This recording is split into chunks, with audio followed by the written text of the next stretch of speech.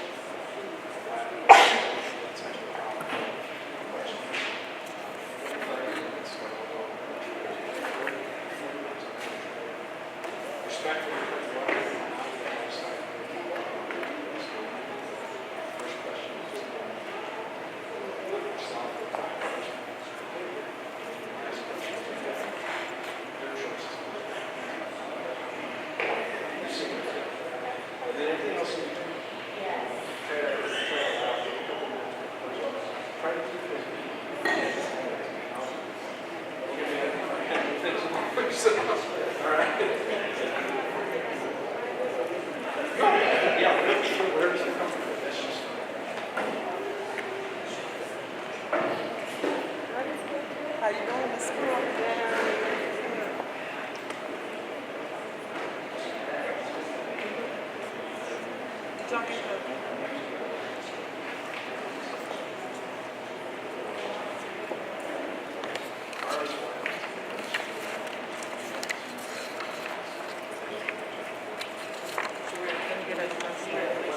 What was that? And then y'all gonna sign in over there. Sign in. I brought snacks for you just in case. Unless you just like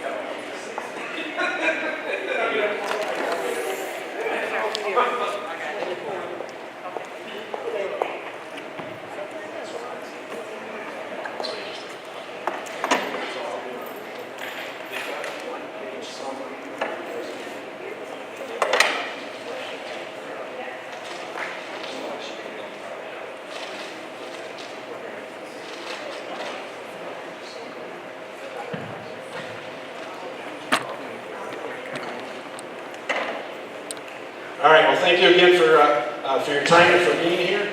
And like I said, we're going to try to stick right to the time frame of 40 to 45 minutes for each candidate. If you've come in after we handed out everything, there are sheets of a one-page resume for the candidate. Our first candidate is Dr. Latarsha Greene, so you should have a one-page resume for her, and then you should have a sheet of questions. So if you have come in since we handed them out before, please feel free to pick one up. If you would do so. And with that, I would like to introduce Dr. Latarsha Greene, and we'll start right off with the first question. And on your sheet, you can feel free to take whatever notes you want. Like I said, there's a response sheet on the back for your feedback and comments and questions. And so, Dr. Greene, I'd like to start. Welcome, first of all, welcome tonight. I appreciate you being a part of this. Thank you. Please begin by telling us about yourself, specifically your professional background, and anything else that you would like to share. Thank you. Good afternoon, everyone. As Mr. Mobley said, my name is Dr. Latarsha Greene. I am a 26-year educator, primarily from the city of Chicago, South Side. My training has specifically been in schools on the south and west side of Chicago. Did that for probably about 12 to 14 years within CPS. Ended my career in CPS as a principal of Marquette School of Excellence, a turnaround school in the city of Chicago. It was a pre-K through 8 elementary school, contained about 1,300 students when I arrived. Stayed there for 5 years, and then kind of wanted a little bit of a change. I felt like I had always been in Chicago my whole life, even as a student, a parent, as well as an educator. And so I was recruited into Evanston District 65 for a principalship. Took a school there named Dawes. Dawes was a K through 5 school with about 300 kids. So in my mind, it was going to be a lot less kids and a lot of opportunity for me to get to know them and really get invested in the community. So fast forward, I spent time not only as a principal there in Evanston, but I've also been the executive director of Black Student Success, which was a newly created district position to really help with the achievement gap. It's probably one of the largest ones in the state that we have in Evanston. And I spent the past 2 years as the deputy superintendent, which is another title very similar to an assistant superintendent, second in command, oversee the entire district, 18 schools, about 7,100 students is where we're at now.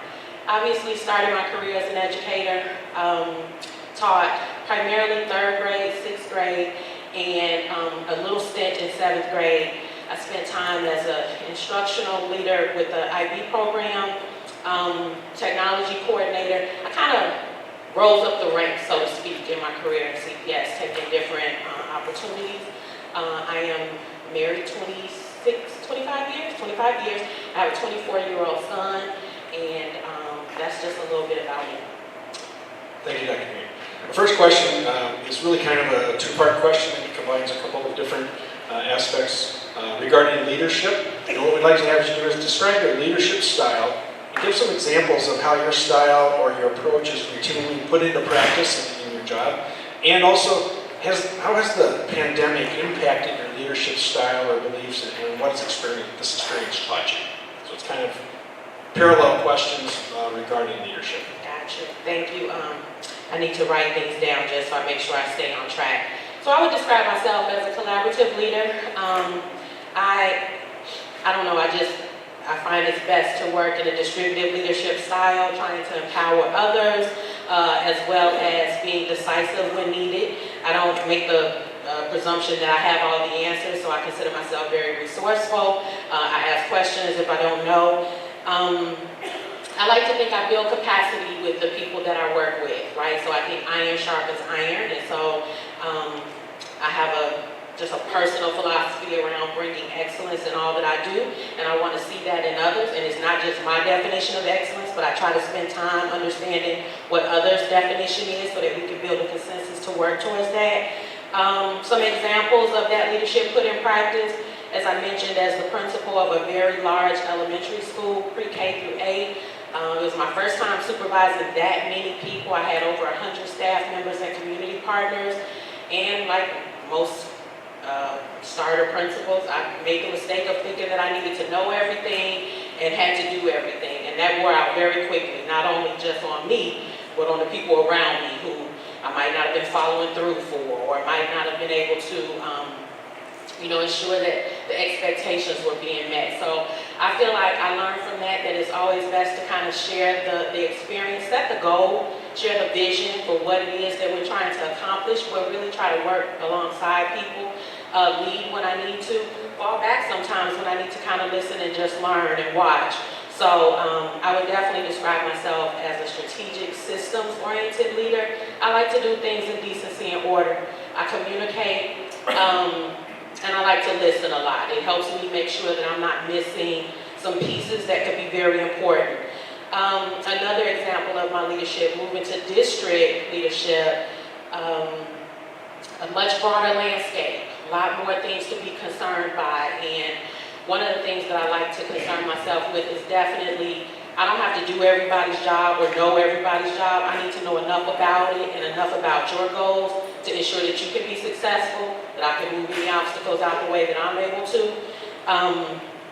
So I definitely think that that's a part of my leadership as well. Like, I'm an advocate for my folks. I like to empower people, hold them to high standards, but I also like to see them win. So I like to work in that capacity of helping and making sure that people feel successful.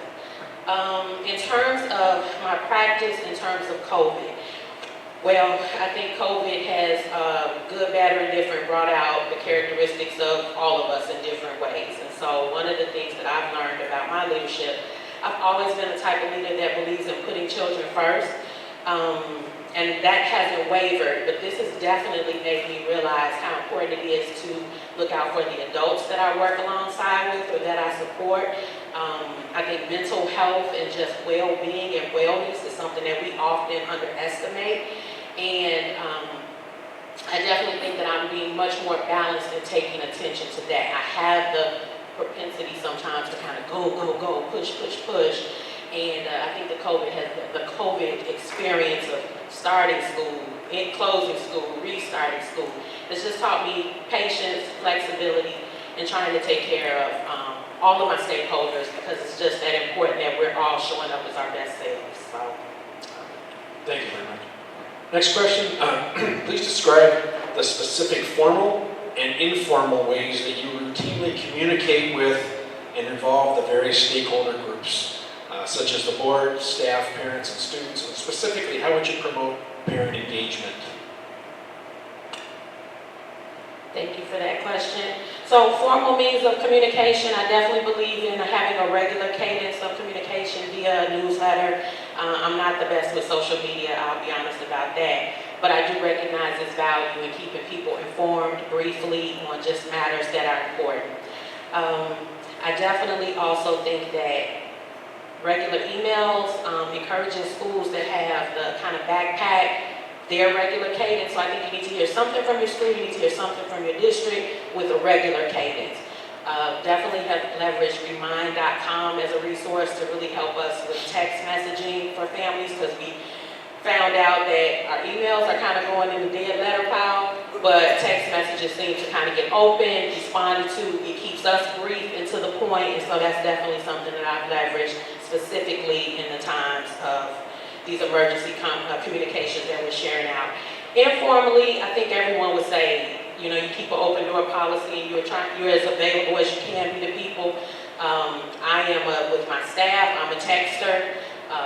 I was trained that bell-to-bell instruction is important, so I don't interrupt the instruction with announcements and things of that nature, but I will send a carefully worded text if there's something I think that is important or whatnot. So that's just some informal ways that I've definitely communicated with my staff, even with some families.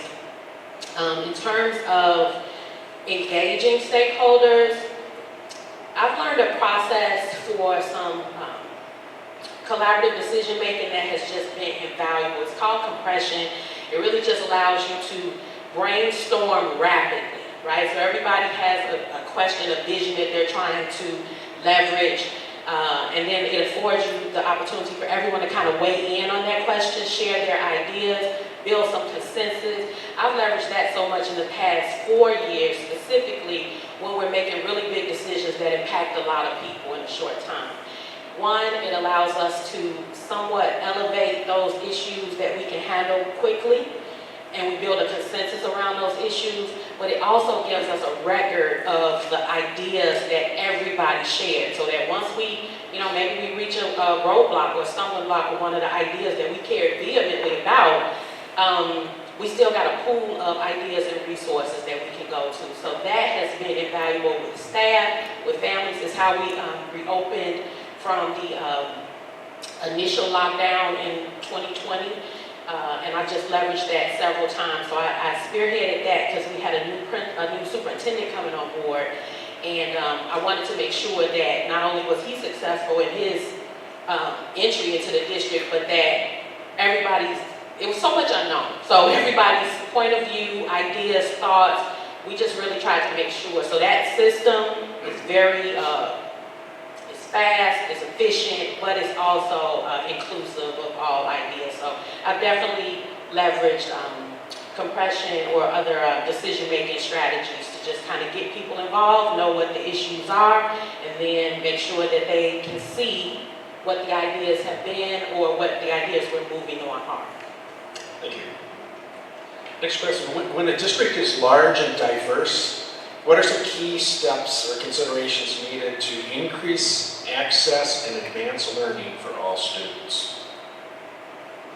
Can you repeat that? I don't think it's not a 3-minute answer on this one. Let me hear the second part again. Sure. When a district is large and diverse, what are some key steps or considerations needed to increase access and advance learning for all students? So, and I realized that I didn't really address the parent engagement piece, so I'm going to kind of tie that into this here. So when a district is large and diverse, obviously I presume that everybody wants the best for their child. I don't presume to know what that is. I think I have an idea. And I think that the majority of us that choose education, we have an idea of what that is and what that looks like. But I don't, and I learned this along the way, I don't presume to answer for other people what their best is or what it is that they hope for their child. So how do you find that out? You ask and you listen. Now, that doesn't mean that everybody gets what they want, because there is a finite amount of either resources or abilities to get things done. And so I think that we're a democratic society where we're able to go with what is probably the most popular or where the need is the most diverse. I've been learning a lot about the difference between equity and equality. And so from an equity standpoint, sometimes the need is greater. It might not have the most popular response, but the need might be greater somewhere. So I definitely think that as a leader, it's part of my job to help explain the why, so that even if it's not your idea or if it wasn't something that you care passionately about, you at least are aware of why we might be making the decisions and the moves that we're making. So I definitely think, listening, hearing people out, being very transparent in the communication about why we're doing what we're doing. And I'm a little bit of a data nerd. I'd like to know that what I'm doing has an impact, and it also provides me an opportunity to maybe switch gears if I need to, and divest and divert from whatever that idea is. And I think that, to work collaboratively in doing that, hearing other people's ideas out, coming to a consensus on what it is that we're going to do, and actually trying that. Sticking with it, trying it, watching the data to see if we're getting the outcomes that we want to get. If we're not afraid to pull back and say, hey y'all, this ain't working like I thought. But at the same time, if it is working and it is helping children, then I think that, that's part of the ways that you are able to help the majority of a diverse learning group. To increase and advance outcomes and learning, well, that all starts in the classroom. And so another thing for me is the industry of education has been so overloaded with so many things, but I still try to insist that myself, our administrators, really try to leave the classroom as a sacred space where we can concentrate on what the needs of children are. They're so very vast. I want my educators to have what they need to do that job really well, and I want to try to move as much of the bureaucracy outside of their wheelhouse. Can't move it all because sometimes you need to, please Caesar. But I think it's so critical that the relationships that educators have with students and knowing them intimately and knowing them really well is the primary thing that we try to hold dear to.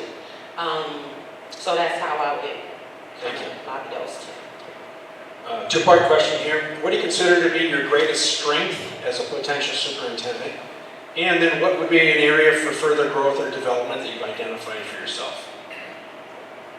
I think some of my strengths are, as I mentioned before, I'm resourceful, I'm a strategic thinker, I follow the data, I communicate with everyone who needs to know and who wants to know, and some folks who don't even want to know. Just because I think that it holds me accountable, it holds the people that I work with accountable. I also think that, I'm a compassionate and resourceful leader. I'm empathetic. I'm a parent. My son went to school in 227. And by all standards, I could have been considered a deadbeat parent. If you're an educator, you don't get to go on field trips and participate in a lot of things. But, there were other ways that I felt like I was investing in him and in his journey. And so I just feel like having the different experiences, both as, a parent and watching a child who's really bright, but didn't really show it all the time in their instruction and in their learning, I'm empathetic to that. And it makes me not want to give up for kids. So that's kind of what draws me. This is my passion. This is a calling for me. And it just, so that's what I think is a strength. Like, I'm a hard worker when it comes to that kind of stuff, because I could go on about why I think the heart of education is so important. Areas of growth has started probably since I was a child. And even when I was a classroom teacher, pacing. So I can push and I can see things 2 and 3 steps ahead of myself of where I want to go, but recognizing that I have to bring people on with me, I can sometimes I need that iron sharpens iron of like, whoa, slow down, Greene, or hold on, did you see that, 5 people back here have questions? So the pacing part is one that I always ask people who work with me to hold me accountable on, but it's something that I'm real cognizant of too. I want results, I want them quickly, but they mean nothing if everyone is invested and we aren't supporting what our original goal was along the way. So I was always the teacher that overplanned and only got 30 minutes of instruction in, and I had like an hour's worth of instruction. I was that way as a principal. My staff meetings, I would have an hour worth of content with 30 minutes of time. And unfortunately, that part hasn't really stopped. But I am cognizant of it, so that's part of the knowledge is half of the battle, right? So. Thank you. I just want to interject real quick. I know a couple people came in after we got started. There's some handouts up here that include the question sheets and feedback form, and also a brief resume for Dr. Greene. So feel free to come up and get these off this table if you need or not. So, okay, next question. Conflict is an inevitable part of leadership. How do you approach contentious situations and people who strongly disagree with your educational opinions or recommendations? I try to be proactive in a lot of ways because of that, right? So I'm always, some people would say I'm a pessimist, but I think I'm more of a pragmatist. I believe in reality. So I think that I already know everybody's not going to agree with everything that I say. So I plan for that in terms of how I convey the information. I try to ensure that, and sometimes in conflict, like you just got to listen and hear people out and hope that they know that they've been heard. So I definitely make sure that the listening part helps kind of guide a little bit of making sure that I have all of the facts.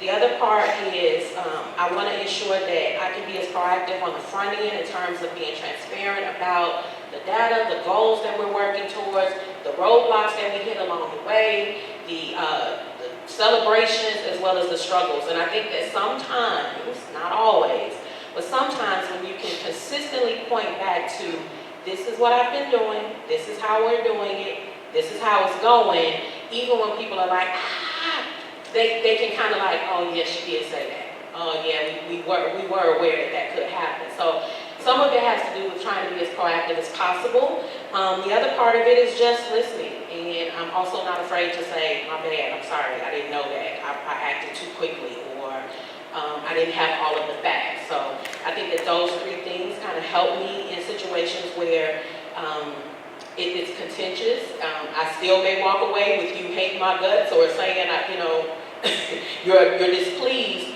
but I have to walk away feeling like I did everything that I could with integrity to make sure that I made the case for what we were doing and why we were doing it. And that kind of means something to me just even outside of what the conflict feels like, because nobody likes conflict. But. Thank you.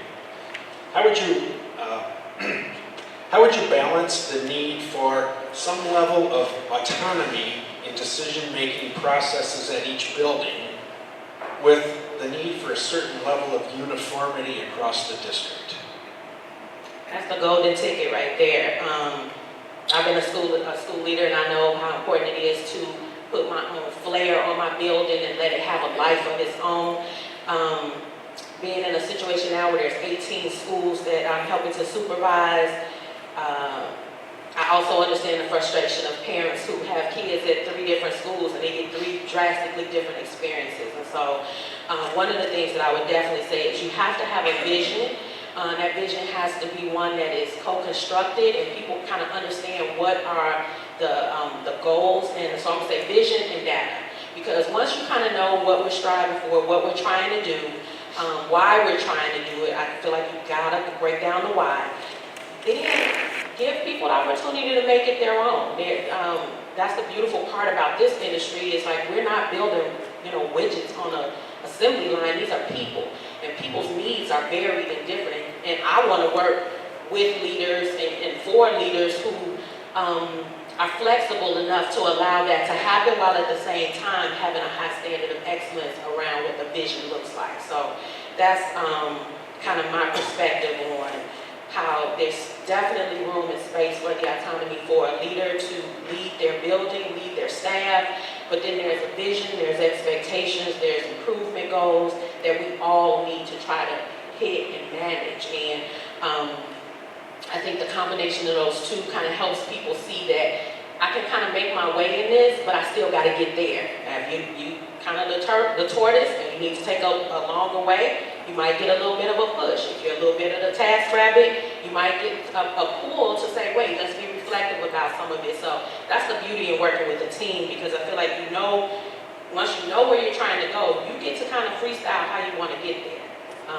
And there's accountability with that to describe it. Great, thank you. What would you do to promote staff morale, retention, and development? Yeah. It's hard right now because this isn't looking like the most desirable career path. But I definitely have had the privilege of working with some of the hardest working, smartest people who just have inspired me. And so I keep that as a vision that we all kind of come into this profession with that. I guess that's my idealist view of it, right? And so one of the things is, I think it's important that I presume those good intentions. I encourage staff and I encourage that they get the resources that they need to be successful. I also think that a lot of staff, and I don't want to overgeneralize, somewhat were like type A, straight A students themselves, and they like structure and they need to know where they're headed. And so I have just found that by being able to kind of say, here's the vision, this is what we're trying to do, and try to stay consistent with that, that helps. Saying what you mean, meaning what you say, listening. I think all of us went into this profession not knowing that, it would make us millionaires or anything. So of course, you want to compensate people, you want to treat them as professionals, you want to invest in their development and their growth. And at the same time, I think that, empowering them to remember why they got in the profession, why they're doing the things that they love or have loved about instruction, those are great ways for me in terms of morale. Retention, I think, and I said this in an earlier interview, we can do all the bells and whistles to recruit, but it's really the teams and the collegiality that people feel that keep them in a building or keep them on a grade level team. And so one of the things that I would want to make sure is that we are creating healthy environments that we want to be in, so that when it comes time to, recruit or to recruit first. I think your staff is your best ambassador for the work. So if your staff doesn't want to invite people to come and work in the building, that's a problem, and we need to understand what that's about. In terms of retention, I feel like it's the collegiality that they enjoy. It's the no surprises. It's the feeling supported. It's the feeling invested in. So those are just things that I've leveraged, and I believe as both a school leader and now as a district leader, they're hugely important. Thank you. How would you ensure that we are being fiscally responsible with our financial resources, and how would you communicate that to our board and our community stakeholders? Well, fortunately, our state has a lot of compliance activities that require us to share our budget, make it public, hold budget workshops. I mentioned that process before around getting ideas, but I also think program evaluation is a really important part for fiscal management. You want to know that you're getting the biggest bang for your buck. It is nothing worse than investing in something that is just not bearing fruit, but not having a clear process for making that decision. So I think that, being good stewards of our resources is what we're charged as civil servants. But the way to make that transparent is really helping people, because, the technical aspect of the budget, it ain't sexy. People don't want to come to a presentation and hear that.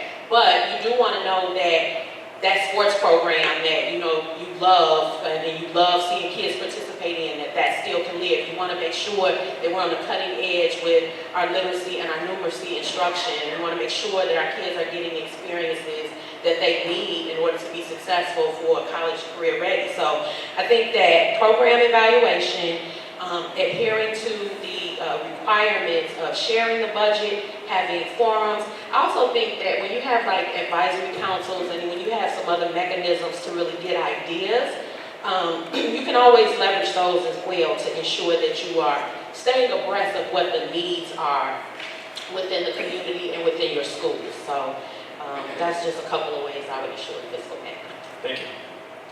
Based on the research you've done on our district, first name a couple areas that you've identified for improvement or some type of advancement. And second, describe your ideas to address the identified needs to benefit our schools. So I mentioned that, kind of a data nerd, so I couldn't help but looking at the last time that there was some student achievement data. It was from 2019 in relation to the IAR, which is a tough test, I'm just going to say. I think that when I look at math scores, I believe there were only 17% of kids that met or exceeded, I could be wrong, and reading was at about 33% overall. So even if we don't know a lot about data and what was on the test and stuff like that, we know 100 is the goal. So you can just imagine when numbers aren't close to 100, it causes questions, concerns. So I would definitely like to see, you know, there would definitely have to be some ideas in relation to how we are providing rigorous instruction that helps kids be prepared for that assessment. I also note that, you know, STEM Center is being built and it is not attached to anyone's school, so you can't help but wonder, like, how are kids going to take advantage of that? Is that just going to be a weekend thing or after school thing? So that would be an area also to concern, and I can share some ideas around that. And I do feel like in a couple of these interviews, staff morale has come up. So like, I don't have data on that other than the 5 essentials, and I don't have anecdotal data.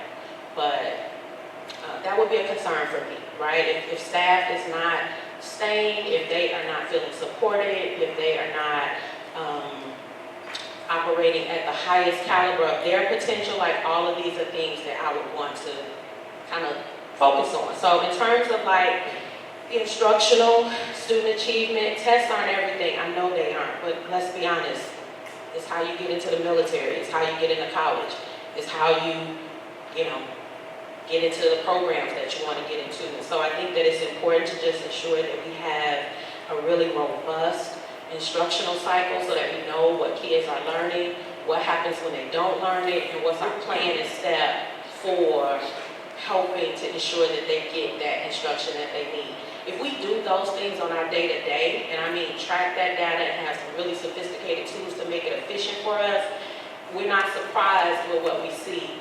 I also think that I'm curious about a really robust MTSS system. When I see a number of students in the below, not just the, I'm thinking of the colors now, but the not exceeding and not meeting. When I see a number of students in that, like if you think of a bell curve in that large area, it makes me really wonder how robust the MTSS, the multi-tier support system looks like. Because what are we doing to help fill the needs of students who may not have yet achieved grade level standards? And at the same time, what are we doing to excel and enhance students who have already demonstrated, like, yeah, I got that, we did that before. So I would definitely want to come in surveying really and understanding how we're leveraging our MTSS system. And then I'm curious about like what gets worked on during common planning periods, or how do we have, you know, a really robust formative assessment. I can't remember if this is an NWEA district, I think it is.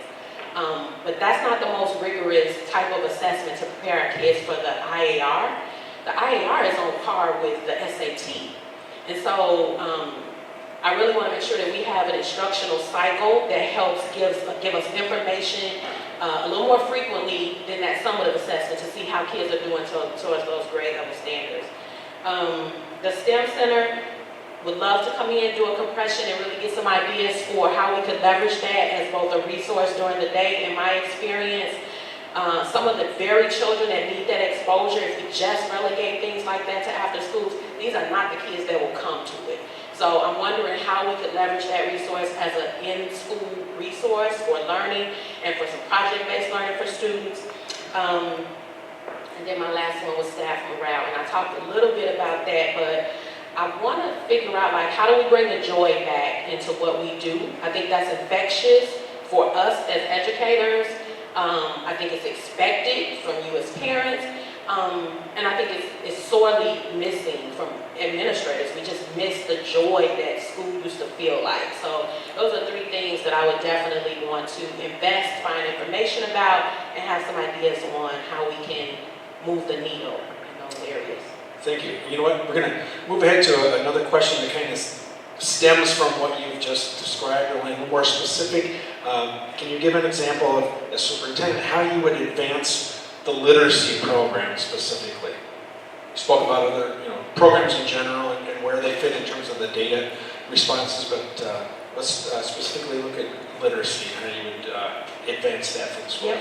I told you before, I feel like I'm a strategic thinker, but I have to have information. And so I wasn't able to see like what were the curriculum materials that are being used in the district, but I would really want to, in a very practical sense, understand what the literacy block looks like.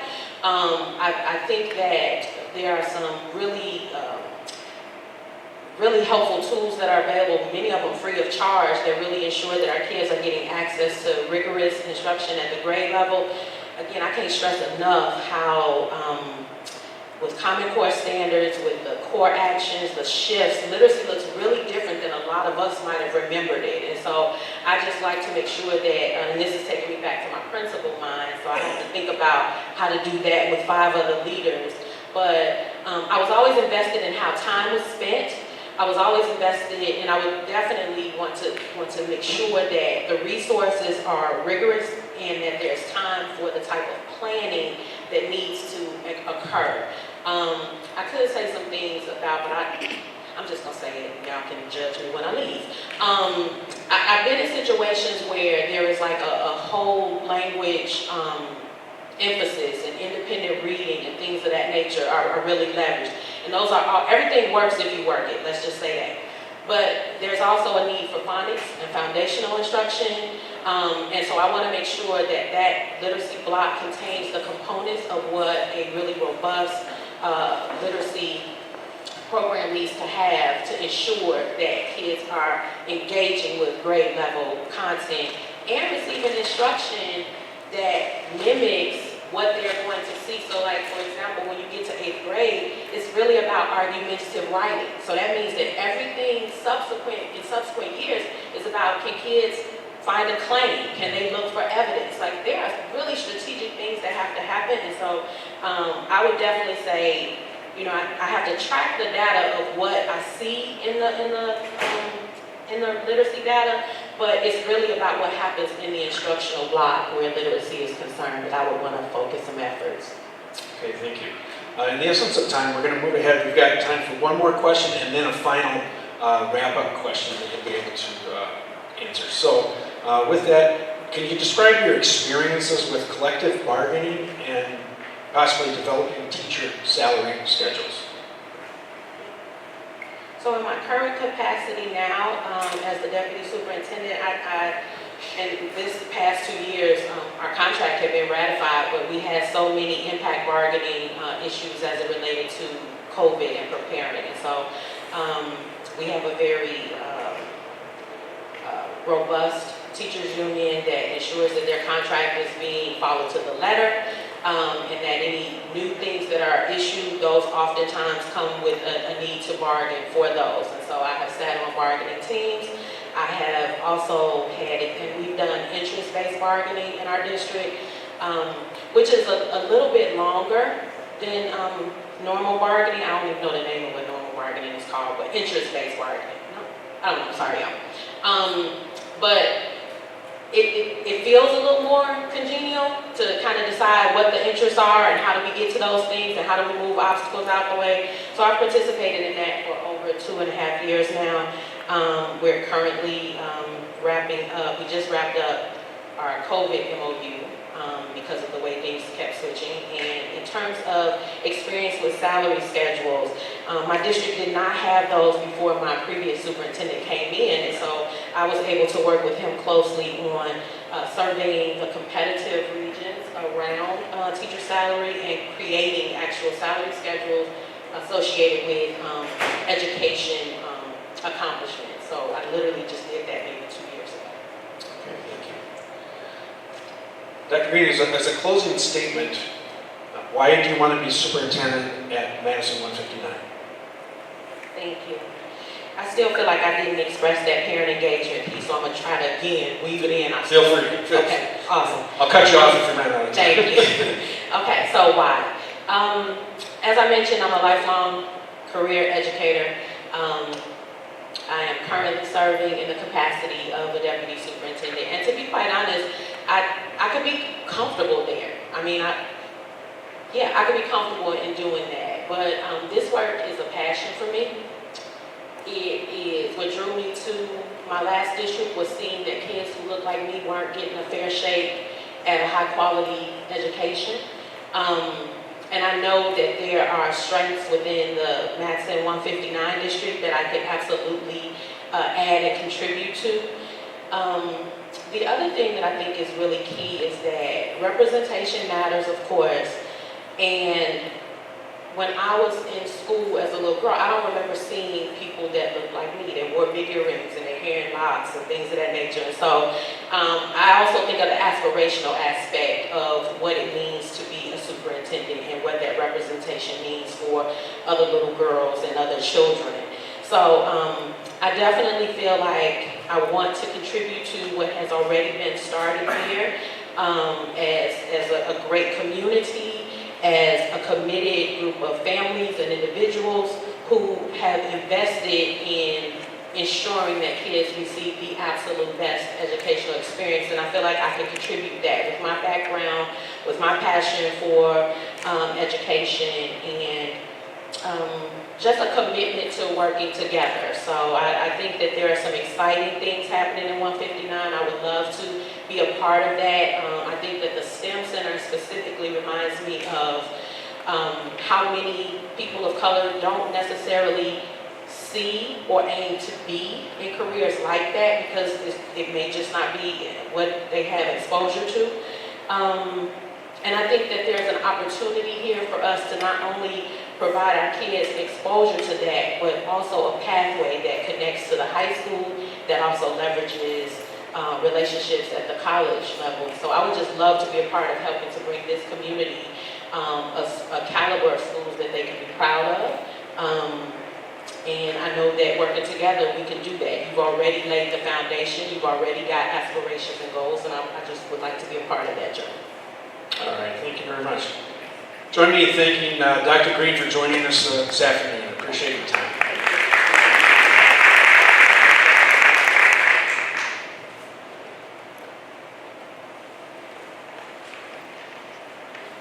If you would take time on the sheets that you have,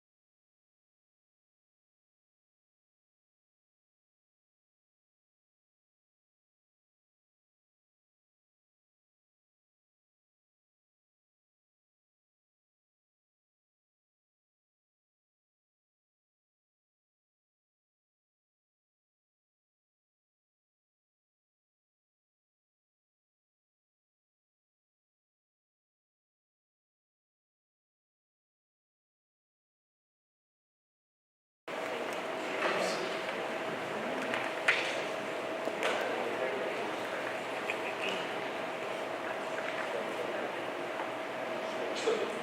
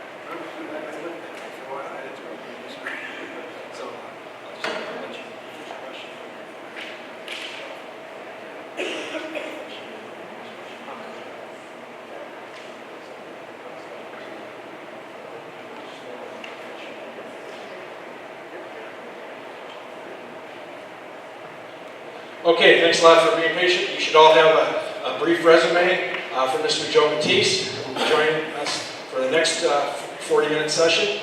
And you also should have another response sheet you can write some comments and take notes on. I'll be collecting both of those again at the end of this, and we'll try to keep on time. So we'll start off with the first question. Mr. Matisse, if you could just kind of give us a quick overview, a background of yourself professionally. My name is Joe Matisse. I'm currently the superintendent at School District 122 in Oklahoma. I started my career in Chicago Heights as a fourth grade teacher. I spent 9 years there as an assistant principal, athletic director, community liaison. I left there and went to Burbank School District 111 as their chief school business officer. Spent 3 years there before becoming a superintendent. Okay, thank you. First question is kind of two parallel questions together. Could you describe your leadership style and give some specific examples of how your style is routinely put into practice? And how has the pandemic impacted your leadership style or beliefs, and what has the experience taught you? So I believe in shared leadership across the board. When you look at a classroom, the teachers know their students better than anyone else in the building should. And the principals know their teachers well, and I know the principals well. And so we work together. So we're making decisions about curriculum, about academics, about the leadership of the building. Everyone needs to be involved. And take a step further, our parents know how their kids interact at home, interact with peers elsewhere. So to me, that shared leadership is very important. I don't ever like to just make decisions. Obviously, the buck stops here. But at that point, I like to get a lot of feedback from our administration, from our teachers, from our parents, and really let everyone kind of have a say in what's going on. And the pandemic really brought that a lot because there probably hasn't been an event more polarizing than the pandemic in the past 25 or 30 years. So we had maskers and anti-maskers, and vaxxers and anti-vaxxers, and we had every different level of comfort in between.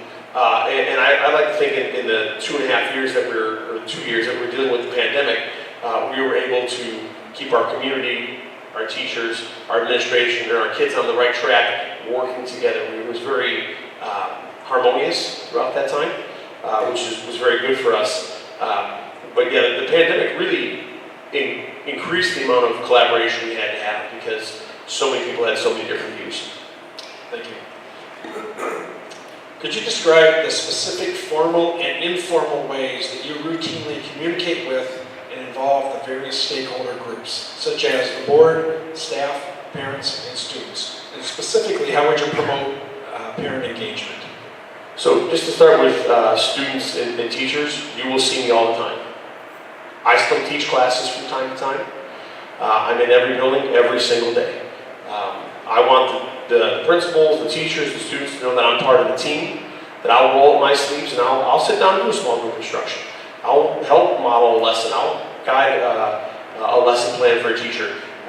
To me, I want to be seen. I want the kids to know my name. I want the staff to know my name. I want to know my kids and staff. I want to know what sports they're playing at home. I want to know what my staff's kids are doing when they're not in the building. Because that community, that family engagement, I think is what helps people be successful. Currently as a superintendent, I do have coffees with the superintendent. We have different committees where we bring parents in to be part of things, which is very important. Our parent feedback and that community feedback is huge for the success of the district. I belong to the Chamber of Commerce in Oak Lawn. They have a monthly State of the Union. I go to all of those as well because we want to know what's going on in our community. I work very closely with the 3 or 4 school districts around us, with their superintendents, once every 4, 5, 6 weeks, just to make sure we know what's going on in the communities next to us because things kind of trickle and bleed and roll over into communities. So to me, that's very, very important to be out with parents. And just giving parents an opportunity to talk to me.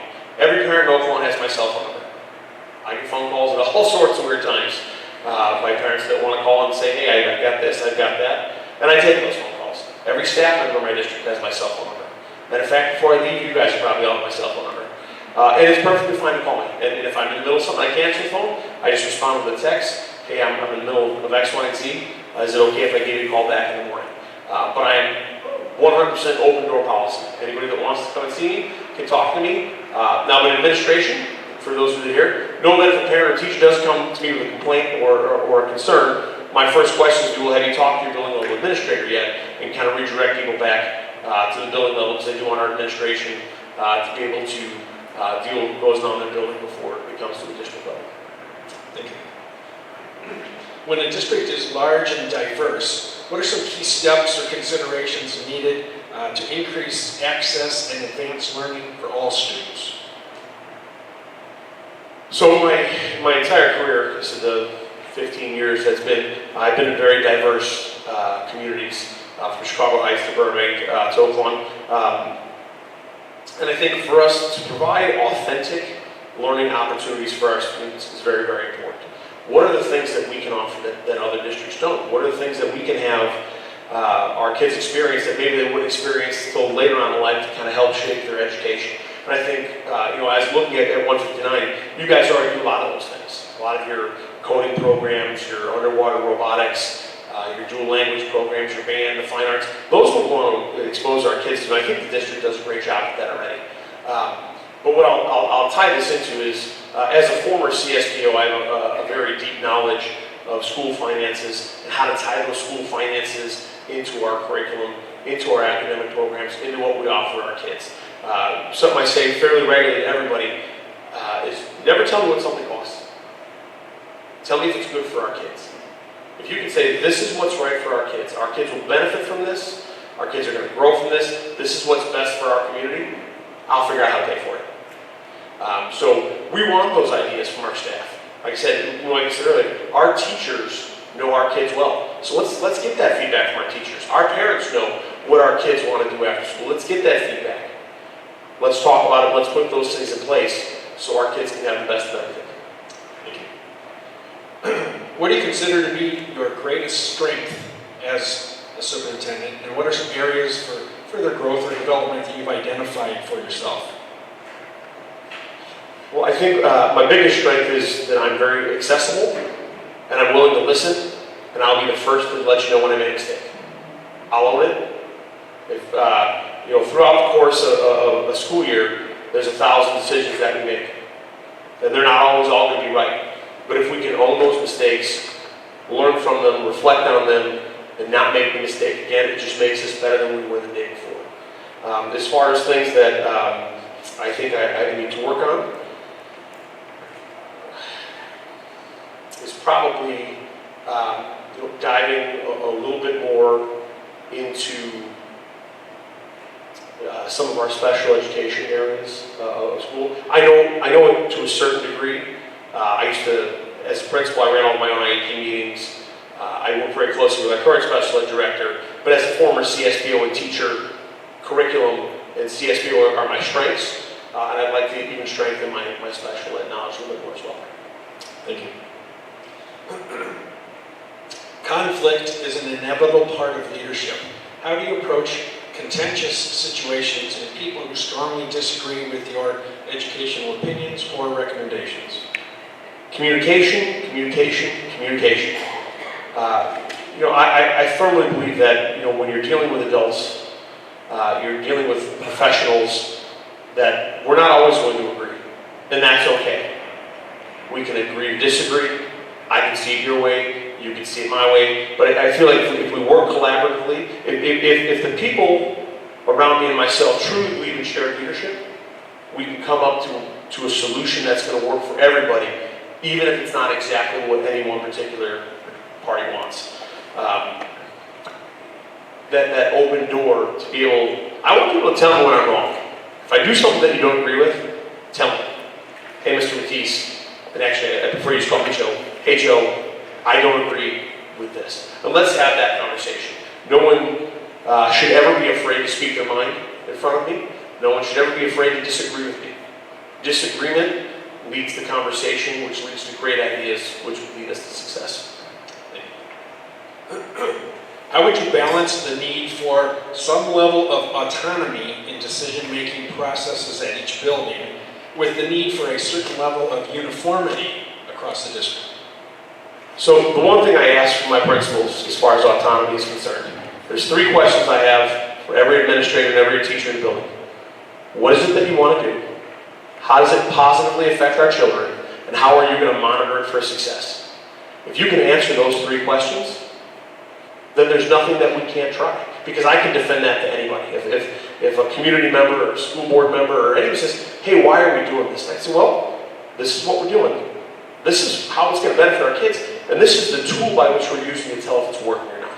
And if at the end of the year it didn't work, doesn't mean it was a bad idea. It just means it needs to be tweaked, or maybe we try something else. But those are the things that we just have to ask ourselves. How is this good for kids, and how are we going to monitor it? So I want my building principals to have autonomy in their buildings to do what they know is best for the kids. But then I also expect that they give the teachers some of that autonomy as well to do what's best for their kids. Obviously we have a curriculum that we need to follow. We have our Common Core standards that we want staff to follow. We know what kids need to know by the end of the year. And as long as those things are being met, it may look a little bit different in every single classroom. And that's okay. And I would hope that the teachers are working together as well, say, hey, this works in my classroom, or does this work in your classroom, and have that open collaboration. And if it's not something that we currently have built today, something that we need to talk about building more today. Teacher collaboration time is very, very important. Being able to share ideas, work together, even just be able to come in and I tried something today and it just didn't work. What do you think? And be able to share that with their coworkers, with their administration, and even with me. Thank you. What would you do to promote staff morale, retention, and development? Taco trucks. I'm a big fan of feeding my staff. A fed staff is a happy staff. I think, kind of touched on earlier, being in the building, knowing your staff. And I think if you look at some of my letters of, my resume letters of recommendation, one is from our union president, the Burbank union president, the Chicago Heights union president, will all say the same thing. I'm active and I'm present. A salary may get you here, but being cared for, being supported, knowing that you're wanted and you're valued is what keeps you here. There's probably a little work we need to do on the starting salary, but we'll get there. But other than that, like I said, that value piece, we host staff events. We want our staff to get together.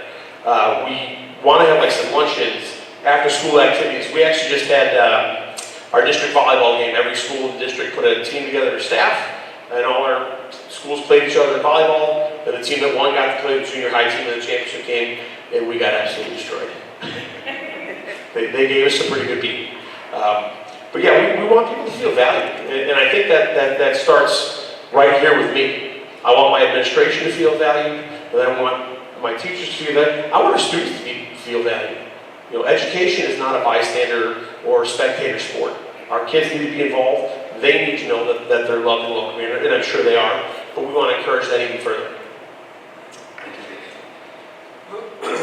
How would you ensure that we are being fiscally responsible with our financial resources? And how would you communicate that to our board and to our community stakeholders? So I think that question starts with finding out what everyone's definition of fiscally responsible is. I was talking with a gentleman yesterday from the Hinsdale area. Their district's definition of financially responsible is putting $1 million in the bank every year. I don't necessarily agree with that. My definition of fiscally responsible is taking the money that we're gathering for our levy and our state funds and using it the most effectively and efficient way we can to educate our kids to the best we can. So if we're at a flat balanced budget every year and we spend every dime we take in, I'm perfectly okay with that. As long as we're using that money to educate our kids and give them things that other districts aren't. Without diving too deep into CSBO jargon, we have a healthy fund balance here in 159, and continuing to add giant numbers to that every year doesn't make any sense. We want to spend that money on our kids. We want to spend it in programs. We want to spend it in authentic learning experiences, just things that we wouldn't get somewhere else.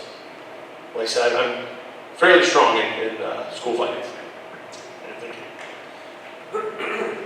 Based on the research you've done on our district, first, name 2 or 3 areas that you have identified for improvement or some type of advancement. And second, describe your ideas to address these identified needs to benefit our schools and community. So in my research and just talking with various staff members, people in the community, I know one of the goals for school districts to start to increase test scores a little bit. Let me start by saying test scores are not everything. They're not. But if we're using those test scores to drive our instruction, if we're using that growth model to say, yes, what we're doing is working, then yes, test scores are very important. This year we had 75% of our students in math meet or exceed expectations on their growth goal in math on the MAP test, which to me, coming out of a 2-year pandemic, was phenomenal. And we want to continue to see that. But what we did this year was really took a deep dive into our data. If we're just going to give the test and go, oh yeah, that's good, well that's bad, it's not worth giving the test. We're wasting our time at that moment. If we're going to look at the test and we're going to dive into the data that MAP gives us, and we're going to look and say, wow, 80% of our 3rd graders don't understand this particular concept, and then dive into that concept, then it's worth doing. But we can't do it alone. So this year, we had goal-setting conferences with all of our students. I had goal-setting conferences with our principals. They had goal-setting conferences with their teachers. Having some goals, really identifying what we need to work on to grow is really helpful. We sent that data home to our parents. We want our parents to know, here's where we see your child can grow. And something a little more than just sending home a MAP report. I don't know how many people here have looked at the MAP report recently. If you're not an educator, it doesn't tell you much. It just tells you, my kid's pretty good compared to other kids. But it doesn't dive into enough of, how do I fix this? How do I work on this? So in the past things I've done, we've actually had parent nights where parents have come in and said, hey, come in, we're going to have the MAP report in front of us, and we're going to show you what this stuff means, we're going to talk to you about it, and then we're done, we can individually talk to you about how we can help your child, how you can help your child. I think sometimes some of the best things we can do for parents is give them resources and some abilities to understand where their child needs help academically and help support them at home. And I know that in all school districts that happens in some degree, but if we can make a conscious effort to do it as a group, and have all administrators be involved. My business manager this year was even involved. He was in buildings, working with principals. We talk about a lot of how these things work. But yeah, parent nights, goal setting, and I think goal setting is one of the most important things we can do for our kids. If you were to bring a child to a track, a cross-country meet, and say, okay, I'm not telling you where the starting line is, I'm not telling you where the finish line is, nor am I going to give you a map of the course. Good luck. And sometimes that's what we do in education. We can't do that anymore. We have to tell our kids, here's where you are. Here's where you need to be. And here's how we think we can get you there. And if you help us do this, you can get there. I said, if you had an 8th grade student reading at a 1st grade level, and I asked you, hey, do you think you could have the student reading at grade level by the end of the year? My answer would be absolutely not. But if that child wanted that data, and when they went home and they read every night, they worked it, maybe they don't get the 8th grade, but now all of a sudden they're reading at a 5th grade level, that's a phenomenal piece of teaching. That is a phenomenal piece of work, by our students. So that understanding the growth goals and having the kids have the desire to want to meet those growth goals is going to show you the success that we're looking for. Absolutely. Thank you. This next question kind of spurs off of that, and that is focusing specifically on literacy. And how would you, as superintendent, advance the school's literacy programs? Well, I think that starts by looking at, what our data looks like right now. And not just a 1 year or 2 year. Let's look historically. Over the past 5, 10 years, what are the trends that we have? Let's project from there. Look at the programs we currently have in place. And again, like I mentioned earlier, what are the metrics that we're using to validate any of the tools we're currently using? So if you're using a RE 180, if you're using Success for All, whatever you happen to be using, Wonders, Just Words, how are we monitoring that those tools are effective? Because that's step number one. To really identify that what we're using is a good program or not a good program, and then kind of build from there. But that's when we have to sit down with our teachers. You look at our first grade teachers or second grade teachers, they're working with our students. Are they noticing that it's a phonemic awareness issue? Is it a phonics issue? Is it a fluency issue?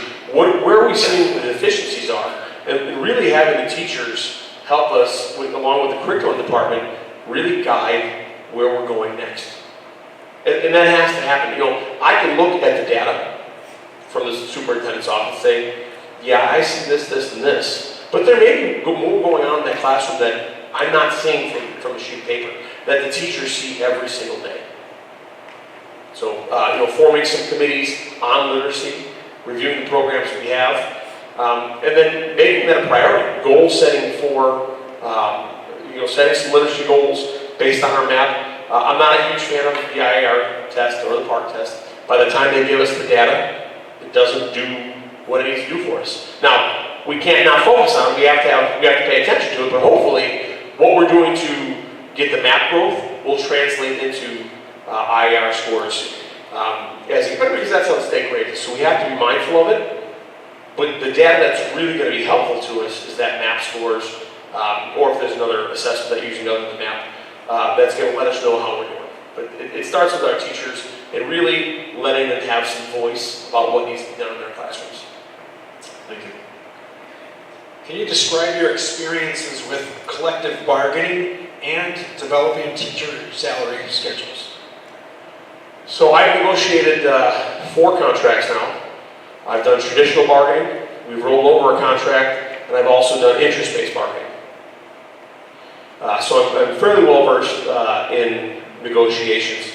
I've done a couple different things from a salary schedule perspective.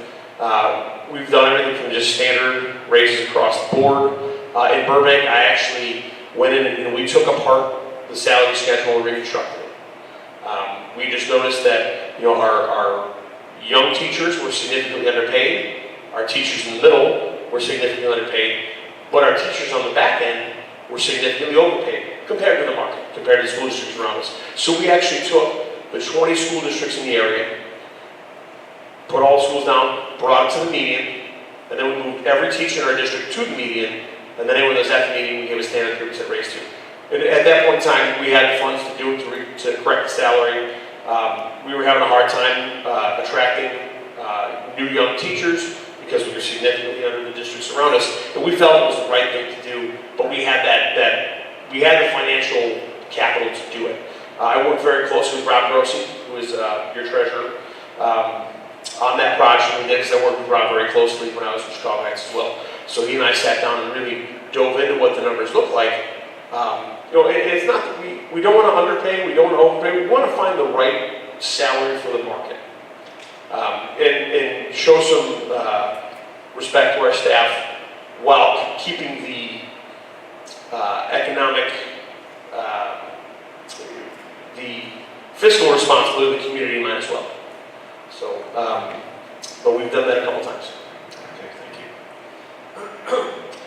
Got some time to wrap up here. As far as a closing statement, can you share why you want to be and why you should be superintendent in Madison 159?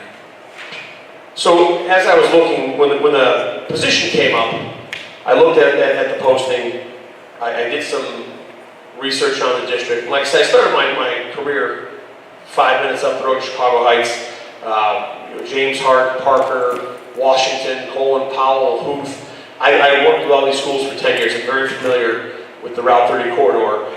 It's where I felt most at home. And I wanted to come back. But then I dove into 159. And like I said, the things that you offer your kids are what I want to offer my kids. I would want my child to come to one of your schools to be able to take advantage of what you offer kids. I mean, the Saturday programs, the after-school programs, I mean, it's phenomenal. And it's what I believe. And to give you a little background, I actually just purchased for the school district I'm in, the old Party City building in Chicago Ridge, and we're turning it into a fine arts center because we wanted to offer culinary arts, we're offering jazz band, we wanted to offer, consumer science is now they're going to do some of the sewing, some of the things that schools don't offer anymore. So those things are very important to me because maybe you don't like math, but you love being in the band, and that's what brings you to school every day. Or you're not a big fan of English, but you really want to make sure that you can be in underwater robotics, or you want to be at the coding club. So you're already offering the things that appeal to kids, that appeal to me. And anytime I do anything, I say to myself, if I do this, what I want my child, and I've got 4 kids, I've got a 14-year-old, a 10-year-old, a 7-year-old, a 2-year-old. I say, what I want my child in this class, do I want my child learning this? And if the answer is no, then we don't do it. If it's not good enough for my kids, then it shouldn't be good enough for yours. And I think that you offer some great things in 159. And I think we can continue to build on that. I think we can grow together. Like I said, I live here in Tinley Park. Proximity-wise, it's great for me because I'm part of the community to a certain degree already.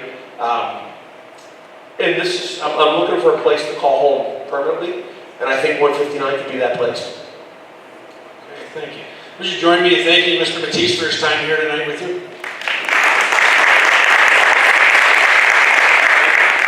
Go ahead and take a little bit of time to fill out the response sheets, and I'll be collecting those in just a bit. And also there's some food here, so we'll be able to have a break until our next candidate comes. So.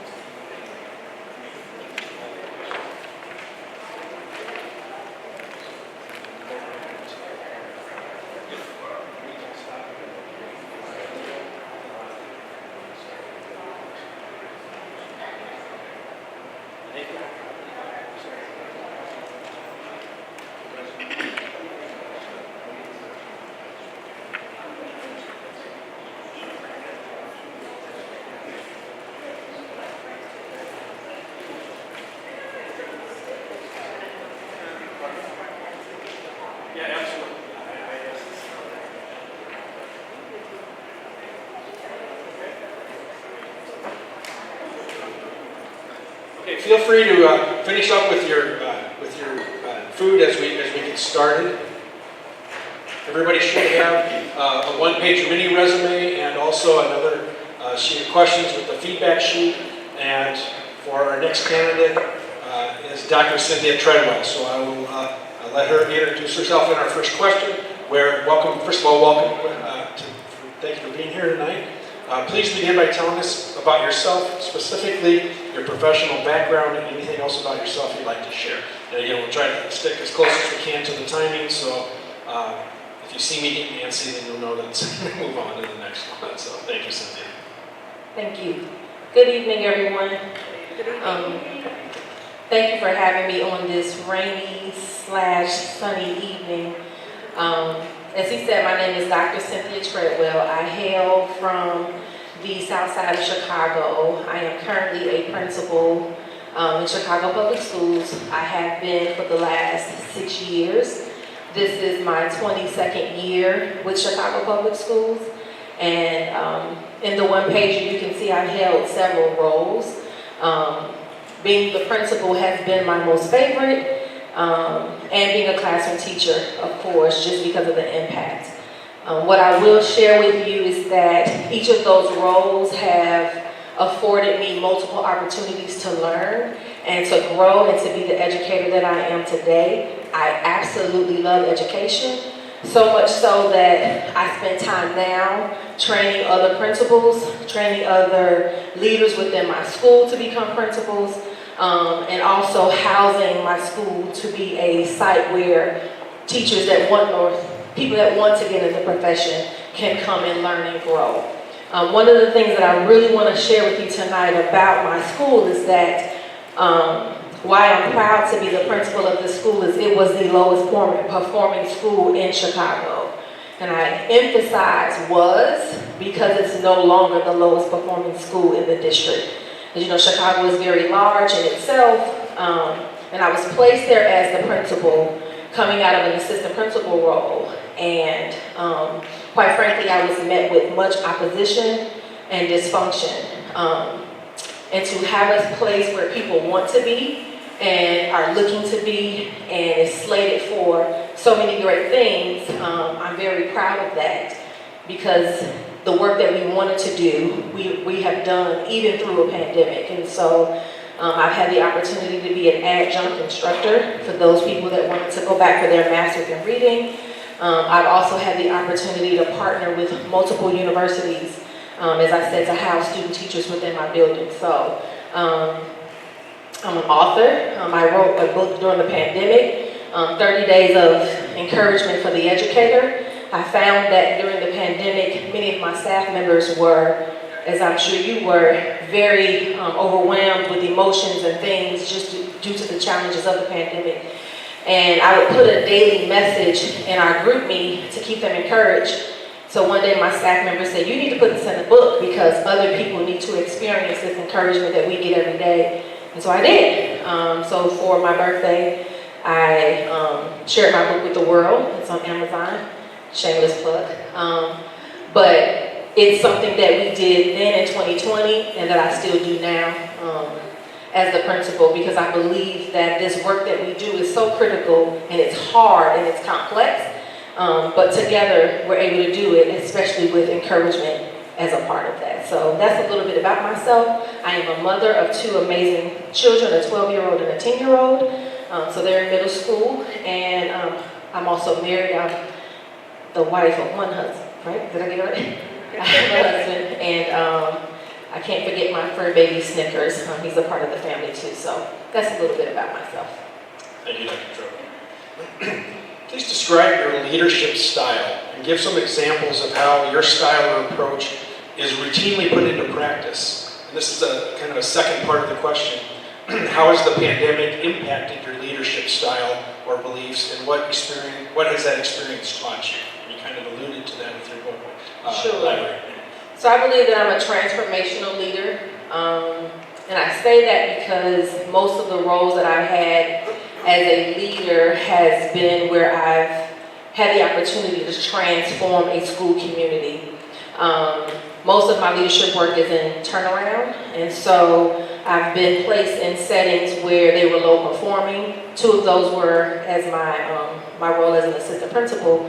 Now, Aldridge was not a turnaround school. However, much of what I learned about transformational leadership was sparked even further there just because of the challenges that we had. I would add, I believe I'm transformational in that the impact that I'm able to have wherever I've been, it leaves a lasting effect. And so I find a place one way, and I immediately began getting to work to leverage what has been and then build thereon. So it's not about change, but it's about transformation.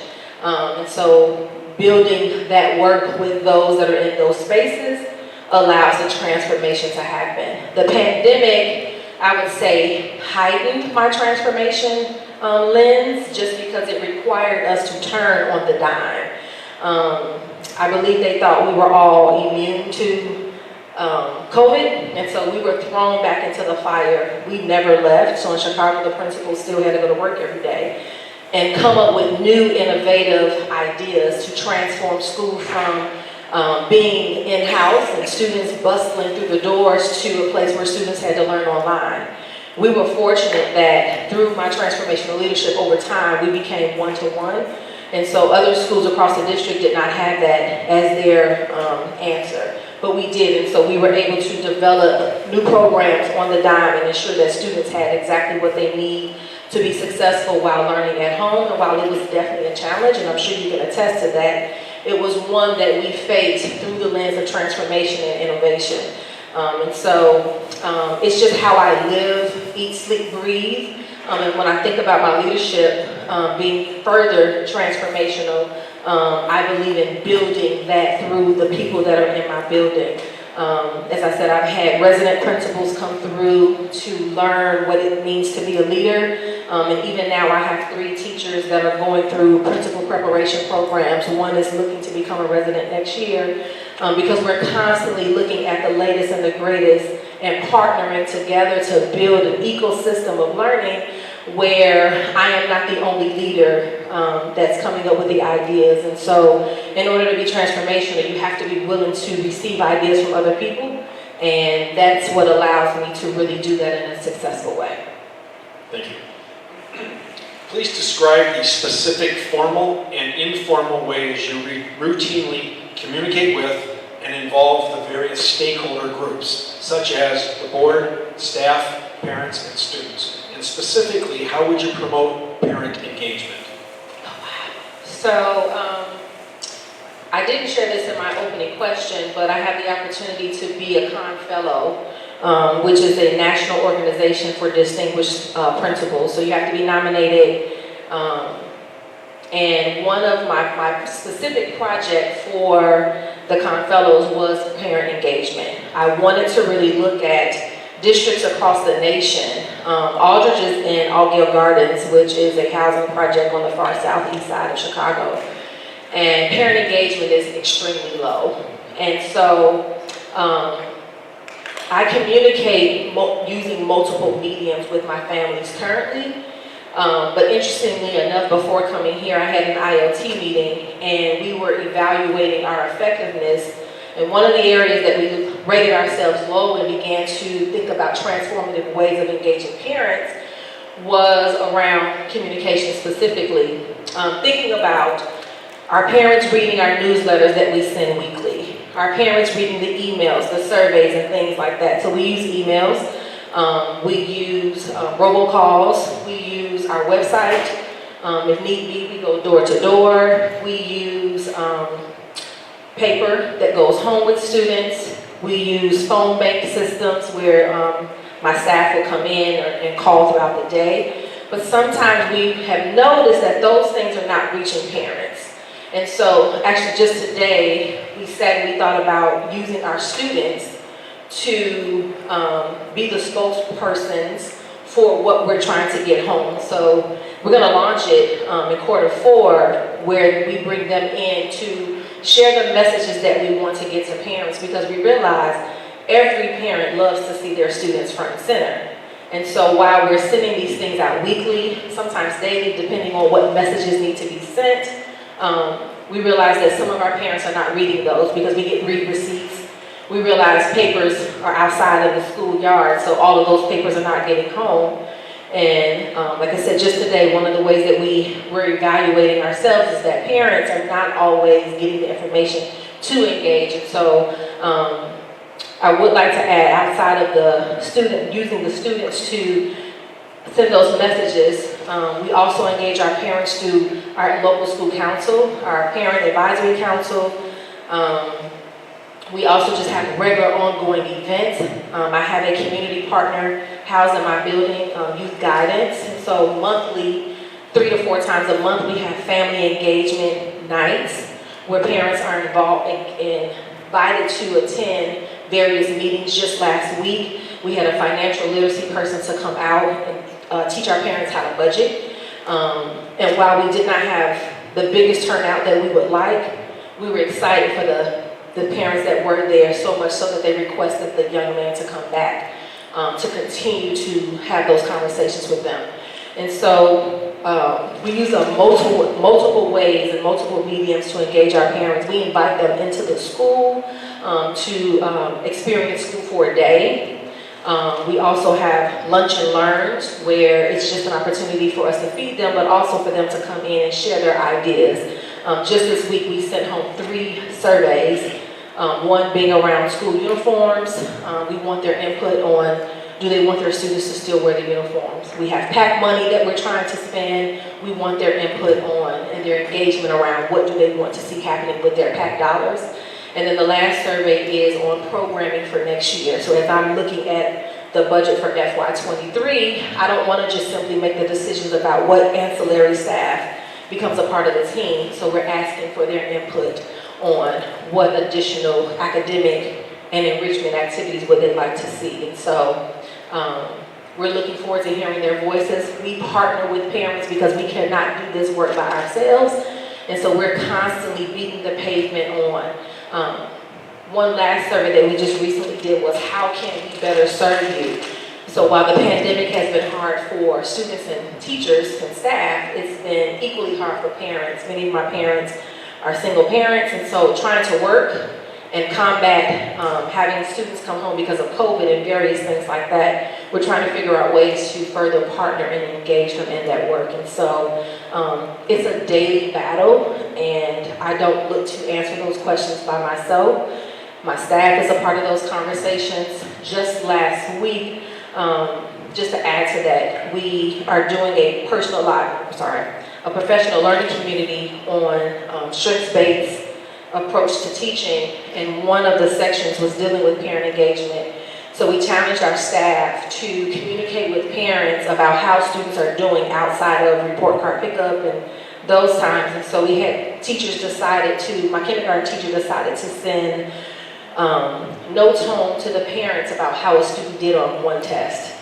And that was very exciting to me as the principal, but I'm sure it made the parent even more excited to see, hey, your child was struggling here, but this test, this module assessment, they received this grade. And so again, we use multiple ways, and we're always thinking innovatively, how can we get parents on board to partner in this work? Thank you. When a district is large and diverse, what are some key steps or considerations needed to increase access and advance learning for all students? Can you say it one more time? Sure.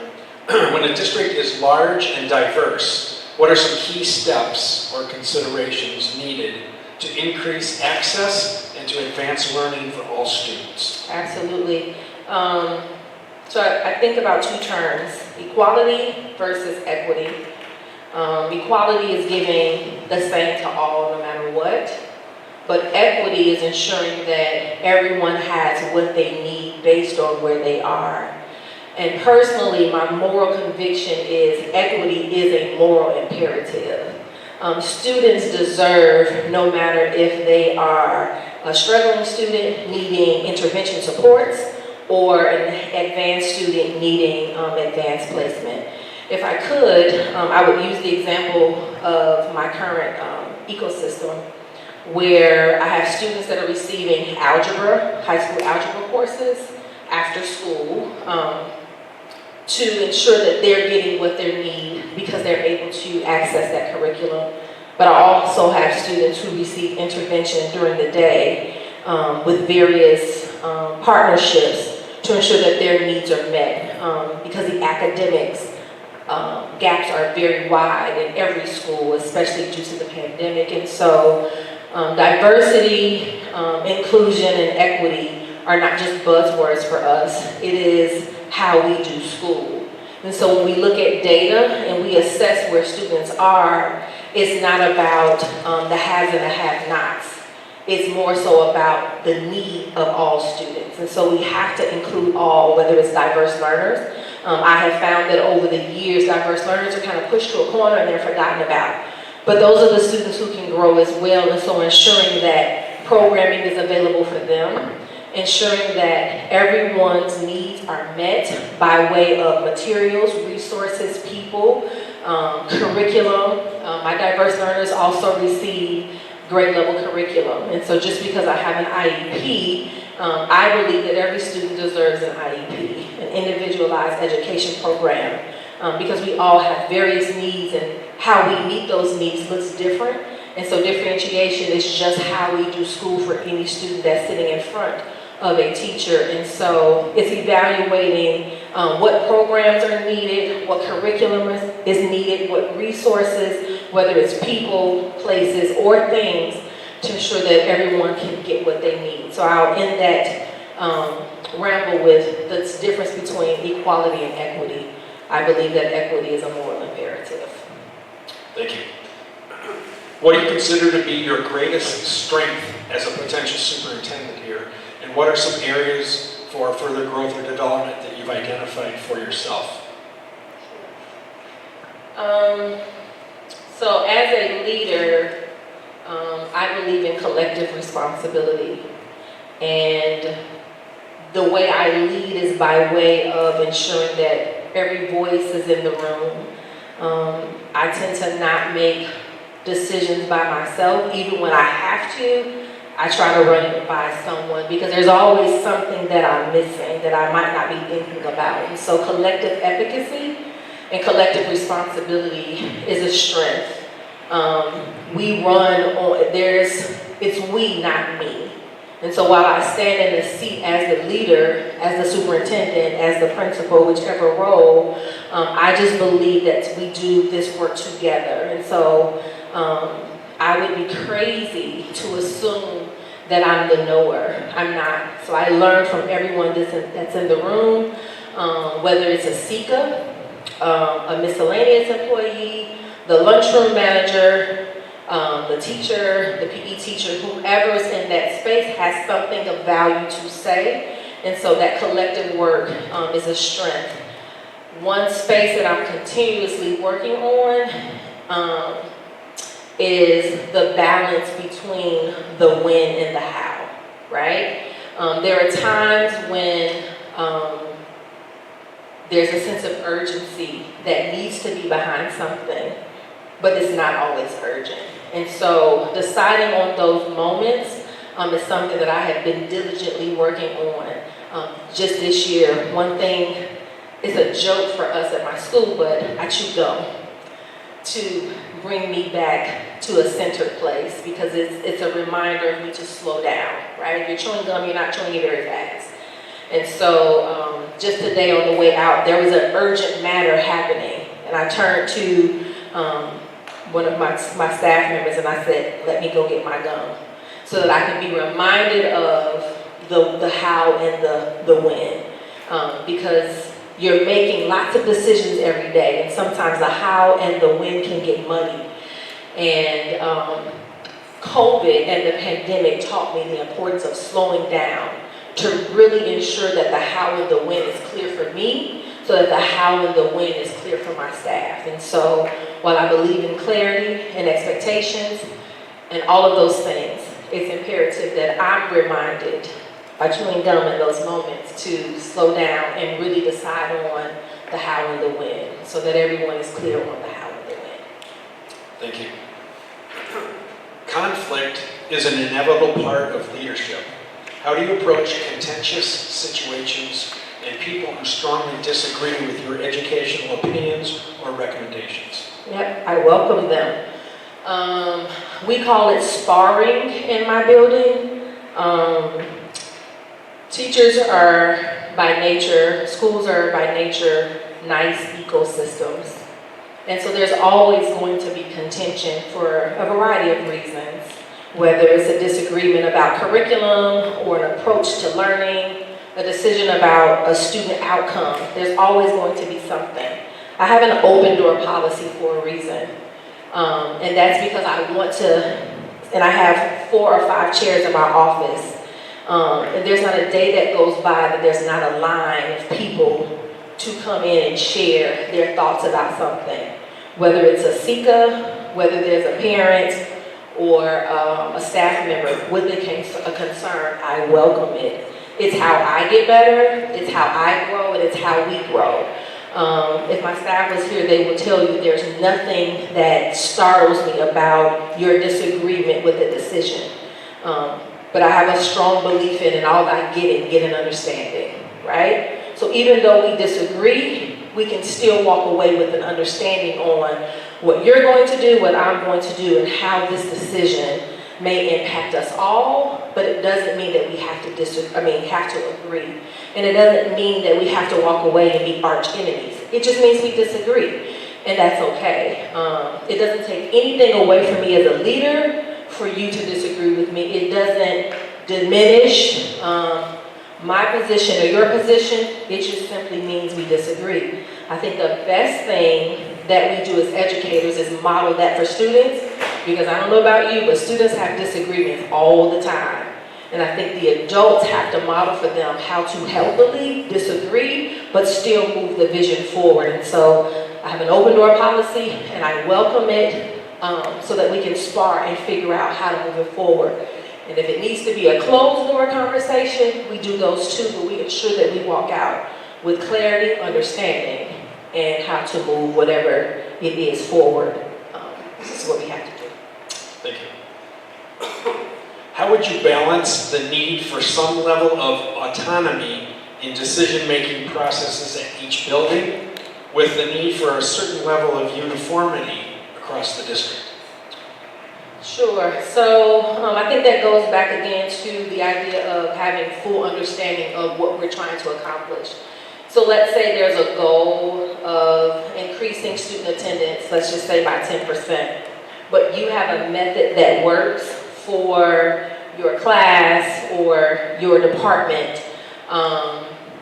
The goal is the goal. Let's get 10% of our students there. How we get there is sometimes up for debate. And so I think getting the understanding of why your way might be better than my way, it's about having a conversation and getting to know the what, the when, the how, and rolling out the full scope of what you're trying to accomplish. And when there's a need for the uniformity, making sure that the stakeholders are all clear about why we need to do it this way. It can be challenging sometimes to move a bus forward. And there are times where people, if I use my own ecosystem currently, where I have people doing different things, and it's just because we might be trying it to see if it's going to work. Schools are the only place where you're dealing with live specimens, right? And you're trying new and innovative things with live children. And you have these overarching goals and things that put pressure on you. But the uniqueness in each building requires a clear understanding of the expectations, but I am not a leader that believes that there's only one way to skin a cat. And that's probably a terrible analogy to use, but I just believe in, again, that collective efficacy. And so you probably have something else to add to the table. And I just believe in a willingness to try. My 6 years of being a principal, I can count on 2 hands the number of times that someone has come in a different way, different than the initial way, that I've said no. If it's not going to harm children, if it's not going to disrupt learning, if it's not going to hinder our progress, I'm all for trying new and innovative things. The challenge comes in when it's contrary to that. And so I have found that it has worked for the students that I have served, and it has worked for my building to allow the adults in the room to be a part of that space, that I am not the only knower. We are all educators because we love this work. And so just because I sit in the seat of a decision maker doesn't mean that my decisions are greater than yours. Thank you. What would you do to promote staff morale, retention, and development? So when I got to Aldridge, the teacher retention was at 44%. From the beginning of the year to the middle of the year, it was not the same staff. From the middle to the end, it was not the same staff. I'm extremely proud that even through a pandemic, we're at about 80% retention. So I wanted to start with that. I believe morale is a daily engagement strategy. I care about my people. So I tell people when I meet them, even when they're interviewing, I care about, and I'll use myself, I care about Cynthia, but I also care about Mrs. Treadwell. Cynthia is the person. Mrs. Treadwell is the educator. And you cannot separate the two. And so that's one way that I build morale, is by simply caring about the people that I work with. Another way is ensuring that I know them beyond their role. And so saying good morning, how are you? I know you were out yesterday, is your daughter okay? That's another way, because you're not machines, you're people. And so life is happening all while taking care of the lives of other people. So sure, we do the lunches. We have a monthly birthday club where we celebrate. We have end of the year celebrations, but we do, just one example, every Friday we have a dance party. That's how we go home every Friday. And I'm a part of that process. Another way that we build morale is that I don't ask my staff to do anything that I'm not willing to do. So if it's serving peas in the lunchroom or teaching a class because the teacher is absent, I'm found doing what I'm asking those that are charged to do the same thing. I greet my students. That builds staff morale. I'm in the trenches, elbows in, feet in deep, doing the work together. I have a morning message that I send every morning that builds morale. We're currently doing the Biggest Loser and encouraging each other to lose weight. We came in third place this week against the other schools. That builds morale. Also ensuring that their professional needs are met and ensuring that they're growing as professional educators. That builds morale. And there was another part of that question. I want to make sure I answer that. Development. So, professional development? Okay. So we have weekly grade level meetings that are currently teacher-led. For a while, I led them, but again, through that collective efficacy and building their capacity, they're leading that work. We have 2 professional learning communities going on around trauma-informed practices and social-emotional learning. As I said, weekly grade level meetings. We have an ILT where the teachers invite themselves to attend, so I don't select anyone. They want to come and grow and learn. So, like I said, we had an ILT meeting tonight before I came here. I'm sending staff members to professional learning outside of the state of Illinois to continue to grow. I also bring in partners. So we are Eureka Math School. So those people come in to ensure that we're on par with our learning there, but we also have a regular cadence with external partners to continue to help us grow and develop, and I learn alongside. So I don't send my teachers to PD, we go to PD together, which takes me back to the morale. So again, I don't ask my staff to do something that I just believe. I'm a lifelong learner. They joke with me all the time, like, please tell me you're not going back to school. But I just stay learning, and so I encourage that same level of learning amongst them through ongoing professional learning, as well as our weekly newsletter. So it's outlined in a way where the focus for the week or for the month or what we've been working on is highlighted there.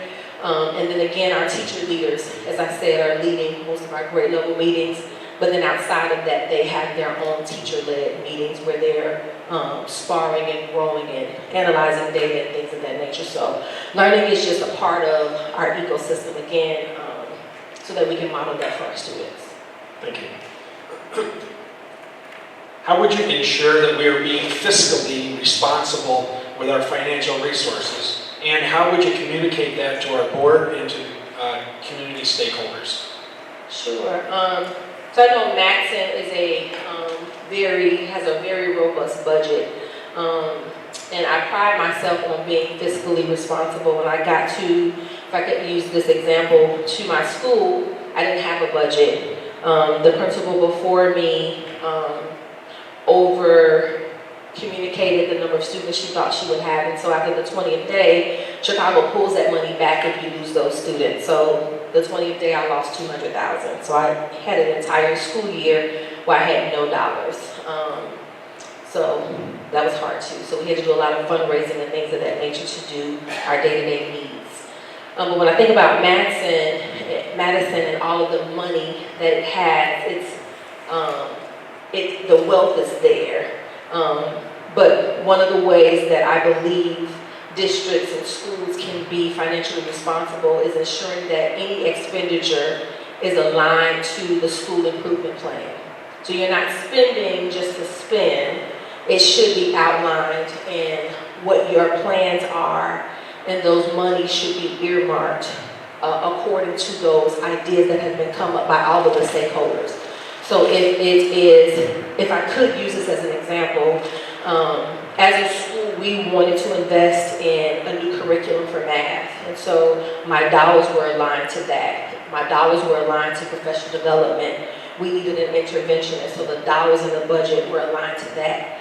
And ensuring that, so I currently look at my budget weekly to evaluate how expenditures are going. And so even as a superintendent, that would be a practice which allows you to be financially responsible in your decision making. One of the ways that I would communicate is publicly what's happening in the budget. The school's budget or the district's budget is not my personal money, so I don't get to hide from you what's happening, but also ensuring that there's avenues and spaces for you to communicate those needs. And so I know I keep jumping back and forth with what I'm currently doing, but I think that's the best way to kind of explain that it's a part of my leadership. My staff throughout the year, they're asked, what do they need? And so those needs are met by way of the school budget. And so sharing that information via email, via newsletters, via meetings about what's happening is a way that I would ensure that we're financially transparent, but also financially responsible, making sure that expenditures are aligned line by line, and not used for anything for those special trips that are unaccounted for and things of that nature. Really making sure that the dollars are meeting the needs of students. School budgets and district budgets are for students, so ensuring that everything that's there is for students. So. Thank you. Just for your benefit, we've got 10 minutes left. We have 3 questions plus a closing statement. So just to help you. Based on the research you've done in our district, or for our district, first name 2 or 3 areas that you've identified for improvement or some type of advancement. And second, what are your ideas to address these identified needs? Sure. So looking at your data, I initially noticed that math was an area of growth. And I also looked at the number or the percentage of students that were attending those, I'm saying AP, but I don't mean AP courses, algebra. Thank you. Thank you. And so thinking about both of those spaces, they connect hand in hand, right? So if math data is not progressing adequately, there will be a lower number of students having access to algebra coursework. And so one of the ways that I would support growth in that area would be first hearing from the stakeholders what is or is not working currently. I would want to know, is there an aligned curriculum, pre-K to 8, pre-K to 8 specifically? Are there vertical conversations happening? What does the professional development plan look like? For example, I know for a lot of teachers, the Common Core State Standards has changed the way we teach and learn. And so ensuring that there's an understanding of the standards, the aspects of rigor, and all of that is called for that. As we are able to close those gaps and build the capacity of those instructing those, it would be our hope that we would see more students being allowed to, by way of access based on their data, to have access to algebra. As I said earlier, we currently have algebra being offered to our students. When I got to Aldridge, that was not the case because math too was our issue. But having a robust professional development plan, we went from 1 student the first year to now we have 5. And while the numbers seem small, you have to know that it was the lowest performing school in the district with only 2% attainment in math. And prior to the pandemic, we were close to 40% of our students at grade level. And so really looking at your data and noticing that math is a struggle, that's how I would begin to address that, by ensuring that everyone is aware that vertical alignment is critical. So if pre-K to 5, because I know the buildings are separated in that way, has one curriculum and then they go to middle school and it's entirely different curriculum, there has to be conversations that are happening with everyone that's teaching this content to ensure that there's continuity and collaboration and an understanding of the standards. Thank you. Kind of an offshoot of that same question, specifically as superintendent, how would you advance our school's literacy program? Sure. My background is in literacy. If you saw in my one-page document, I was a reading specialist for a school, and then I had the opportunity to be a district reading specialist where I supported over 100 schools across Chicago. And so I also taught people that were going back for their master's in reading. So there are several ways, similar to math, that I would improve the literacy for the district as the superintendent. One being, again, looking at that curriculum, ensuring, one, that we have a robust curriculum pre-K to 8, making sure that, again, understanding what the standards are calling for, making sure that there's an understanding of how to engage students in literature courses, how to ensure that discussions are happening, all of those pieces, looking at the professional development that is happening across all of the buildings, while each building has different needs, but ensuring that there's continuity and collaboration and streamlined approaches to teaching literacy. One specific way would be to even look at that K-2 literacy. If I go back to that previous question, and as I was digging through, I didn't see, and again, sometimes the public doesn't have access to all of those things, so I don't want to assume or assert that there's nothing there for K-2, but that's the base. And so if K-2 is not robust, we're going to continuously see those dips there. So I would want to ensure that K-2 has a very robust program and that teachers are equipped to teach reading at those early literacy grades.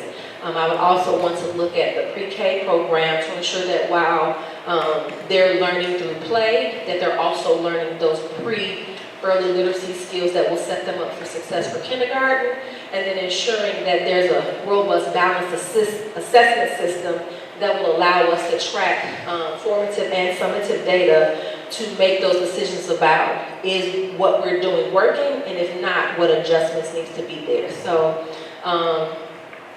because of time, I won't keep going, but it's a focus area. Students struggle in reading, also struggle in math. Students that struggle in math sometimes struggle in reading, and so ensuring that there's alignment in curriculum, professional learning, and support is critical. Thank you.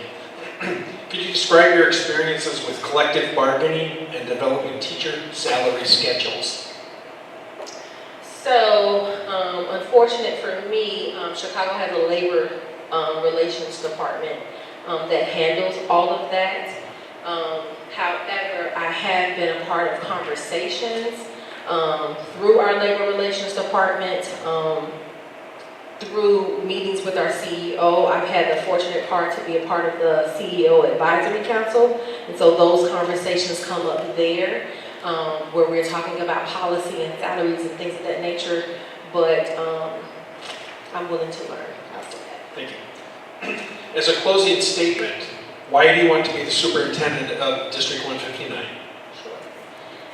I want to be the superintendent of School District 159 because I am an educator that believes in working in school systems and being a part of school systems that are, one, wanting to be innovative in their approach to teaching and learning. I believe that what I have been able to accomplish in my 22 years in Chicago can be heightened and further advanced being a part of a school district such as 159 and working with other like-minded people. Just as a case in point, the STEM center that you're building. I wholeheartedly believe in STEM and STEAM because I believe it's the wave of the future for our students. I also believe that what I bring to the table and being able to partner with other educators will allow us to continue to move this district forward. Madison has done some great things, but we haven't seen the best yet that's able to come out of this district. And I'm a leader that believes in transparency. I'm a leader that believes in trust. I'm a leader that believes in high support. But I'm also a leader that believes in high accountability. And all of those core values that are part of who I am as a leader. And I would invite any of you, if you're driving down 57 and 94, to stop by 630 East 131st Street. The transparency is met at the door. The trust is met at the door. We don't do dog and pony. We believe in hard work and effort to ensure the academic outcomes of our students.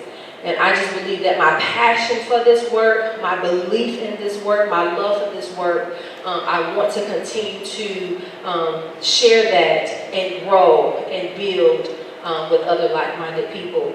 I do understand that I've only been a principal and there are more steps that one could take, but I would leave with this, that there had to be a first for everyone at some time. When I became a teacher for the first time, it was my first time in the classroom. I soared there, my students succeeded. When I was the reading specialist for the first time, I soared there, the reading scores increased. As an assistant principal, as a principal, those were all first moments for me where many would have said, you needed more experience. Sometimes the best way to get experience is to have a first opportunity. And so I'm sure you have met other various candidates that may have more experience than me, but I can assure you that education for me is it's a mission and a mandate. And wherever I am, I believe that that core value is what drives the success of any entity or school system or school building that I've had the opportunity to work in. And Madison would be no different. So I want to be partners with you to continue to push this work forward. Thank you. Join me in thanking Dr. Treadwell.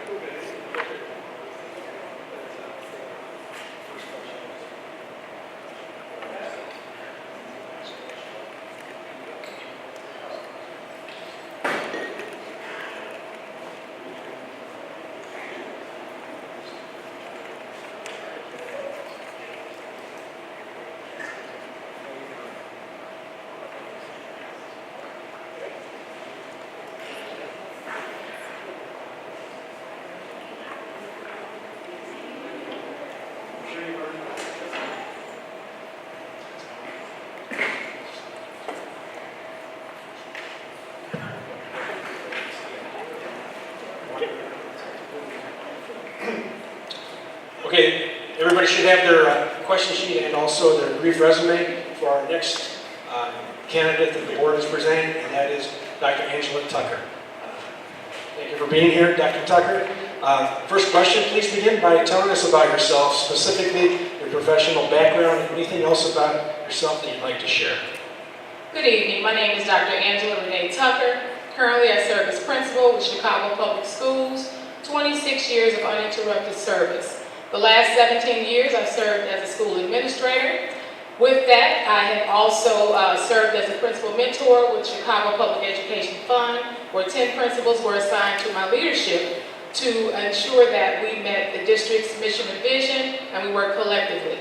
I have a Bachelor of Arts degree in Special Education from Northeastern University, a Master's degree in Administration from Roosevelt University. My doctorate degree is from Nova Southeastern University of Fort Lauderdale, Florida.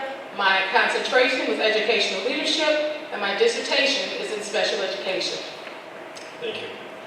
Dr. Tucker, please describe your leadership style and give some specific examples of how your style is routinely put into practice. Kind of parallel to that, how has the pandemic impacted your leadership style or beliefs, and what has the experience taught you? While we're still in a pandemic, what I've had to do as a school administrator, along with my colleagues, is basically reimagine education and make sure that we provide a safe school environment for all of our students and supportive community and all the stakeholders that work to ensure that children are able to come into our school. My leadership style, I'm a very approachable person. I work with all of my educators, and I believe that all educators add value to the work that we do, including principals, assistant principal, teachers, educational support staff, our SECAs, and all of our stakeholders who work to make sure and ensure that the mission and vision is moved forward. I work in a collaborative effort. I'm a listener, I'm a supporter, and I'm a motivator. And I make sure that all educators and support staff have the resources necessary to move the mission forward. Thank you. Please describe the specific formal and informal ways you routinely communicate with and involve the various stakeholder groups, such as board, staff, parents, and students. And specifically, how would you promote parent engagement? To start with the end of your question, I will promote parent engagement by making sure that we're celebrating quick wins of children in our school.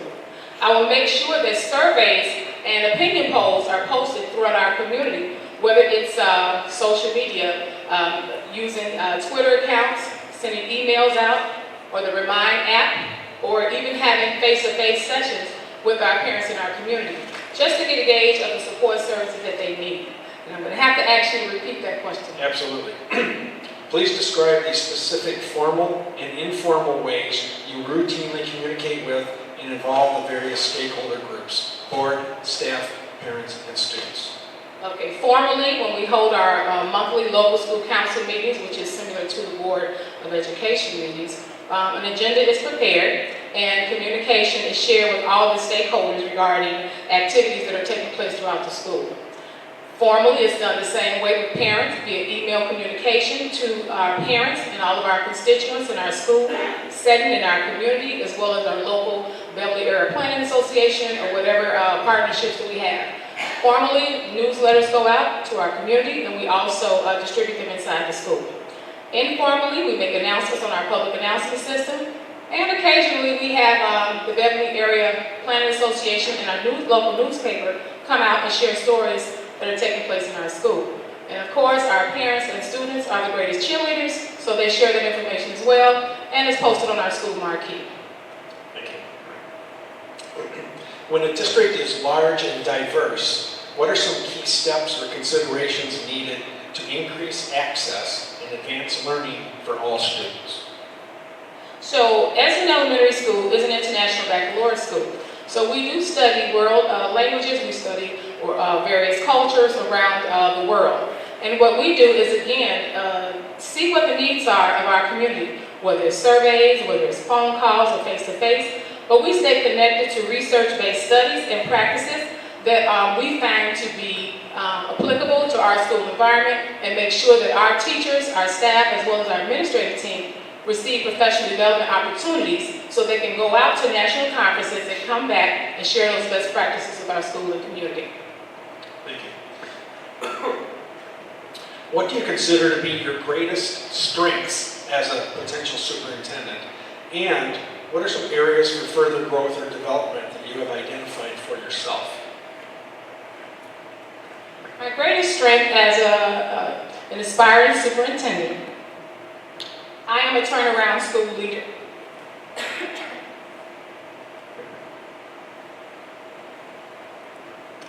You're going really fast.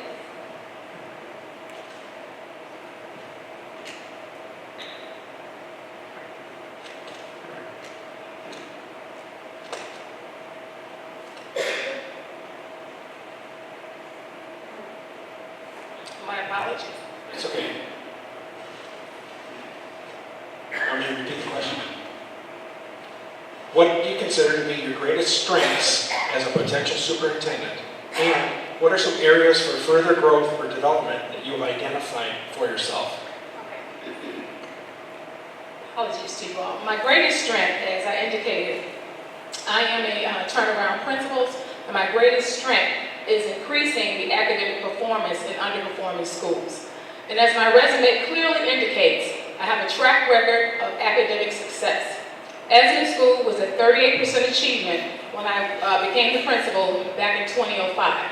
Esmond School went to a level 1+, which is the highest rating you can earn, at that time called the SQRP with the Chicago Public School System. And so that is one of my greatest strengths. I'm able to identify student needs, making sure that curriculum is aligned to the standards, and making sure that teachers are working with the support that they need to provide direct instruction, whether it's whole group, small group, peer group, and also making sure that there are midterm assessments so they can monitor the progress that students are making. My weakness is just limiting the type of initiatives that we want to move forward. We do have a lot of vendors, and we do have a lot of practitioners who want to share best practice strategies and different resources that they believe are the keys to success.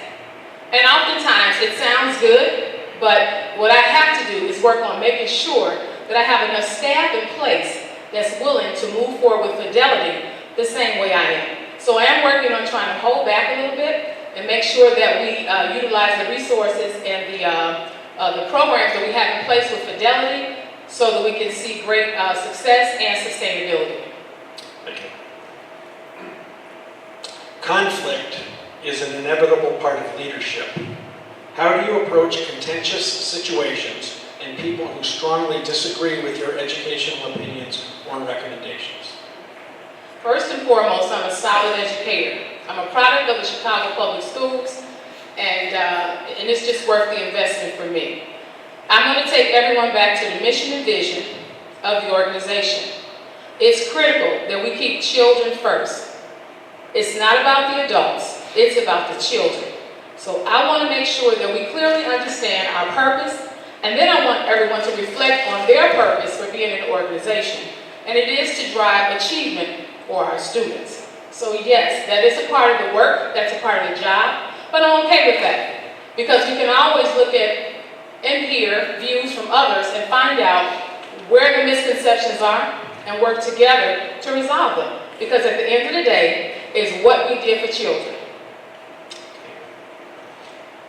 Dr. Tucker, how would you balance the need for some level of autonomy in decision-making processes at each building with the need for a certain level of uniformity across the district? Again, let's go back to the purpose of our existence. What is the mission and vision? And once we all have a clear understanding of our purpose for being here in Matisse District 159, we then can look to see, and I would have to, as a new superintendent, look at past practices, look at evaluations, and find out what worked and what didn't work, but also listen and find out if the resources were available, if the individuals that were charged with moving an initiative forward, if they were provided with the support they need. That's really the only way I could assess, honestly analyze and assess the next steps of progress. Ultimately, I would love for leaders to lead. If you're given that opportunity, then lead. But I want to make certain that we move it in the right direction on behalf of the children. Thank you. What would you do to promote staff morale, retention, and development? Motivate, inspire, and lead. That's what I live by. I believe in looking at the talents of all the staff members and finding out what motivates and excites them. Then I would look at making sure that these individuals were willing to share their successes with their colleagues. Because the greatest thing you can do to motivate someone is to allow them to shine, allow them to share their success, and make sure that it's communicated across the district. We want to motivate and inspire all individuals, and I believe that if this is your chosen profession, if this is what you are passionate about, you will make a difference. I just believe, in the university of life, once people make up their mind to do something, they will go above and beyond to make it happen. How would you ensure that we are being fiscally responsible with our financial resources, and how would you communicate that to our board and community stakeholders? Transparency is key. First and foremost, take a look at any audits that have happened in the district. Take a look to see if the audit findings were followed, making sure that as a board we understand what the projections were and that we're living within our means to make it happen. More importantly, checking with all the stakeholders in the school district and finding out what other things we can do and use in our district to move the mission forward. But more than anything, being transparent, making sure that we share the findings of our outcomes and work together and looking at real projections and making sure that we can work within those projections so that we're not in a situation where we have to cancel or close programs or positions. Thank you. Based on the research that you've done on our district, first, name 2 or 3 areas you have identified for improvement or some type of advancement. And second, describe your ideas to address these identified needs to benefit our schools and community. My desire to serve as superintendent began back in 2017. And the one thing as another strength for me is an analyzer of data. And so when I look at the data for Matisse 159, I am aware that Colin Powell is a targeted school. I am also aware that Maria Yates, Seton Prairie, Woodgate, and Neil Armstrong are commendable schools. What that means is when I look at the data, my question is, if these same students were in this district from pre-K to 5, why is it when they go to the junior high school that the data dips? And so what I have found is that in looking at the data over time, within the last 3 years of the data, I do see that there's a dip with the Illinois assessment data, with the Park assessment data. And so I commend the work of the teachers, the students, and the staff, because we don't know what the parameters are. We don't know what impeded the success of the students. But I do know that the students and the district has great potential. So what I would have to do is have conversations with the educators, have conversations with the principals, and find out what type of action plans were created when you looked at the data, and were those action plans actually monitored, and was the support provided to the educators to ensure that along the way, benchmark targets were met. And so I said that to say math is a priority and language arts is a priority. And so just taking a look at those stakeholders, maybe the math coaches, curriculum directors, or whomever would be the responsible person for monitoring. And again, on the outside looking in, I cannot say what the rationale was for it, but I do know that would be my number one priority, and that is to monitor the achievement and make sure that the resources are provided and that consistent progress monitoring occurs, and that teachers, education support staff, parents, board members, and any community willing to come in and provide the support that's needed, because the instruction has to be targeted in order for you to see movement and growth. Thank you. The next question kind of stems off of that previous question. It's specifically related to the literacy program. How is Superintendent, would you advance our school's literacy programs in particular? What I would have to do, I would have to take a look at, I know the district completed I want to say a SWOT analysis, and I want to say it was completed with HYA, HYT. I would take a look at the outcome of the report.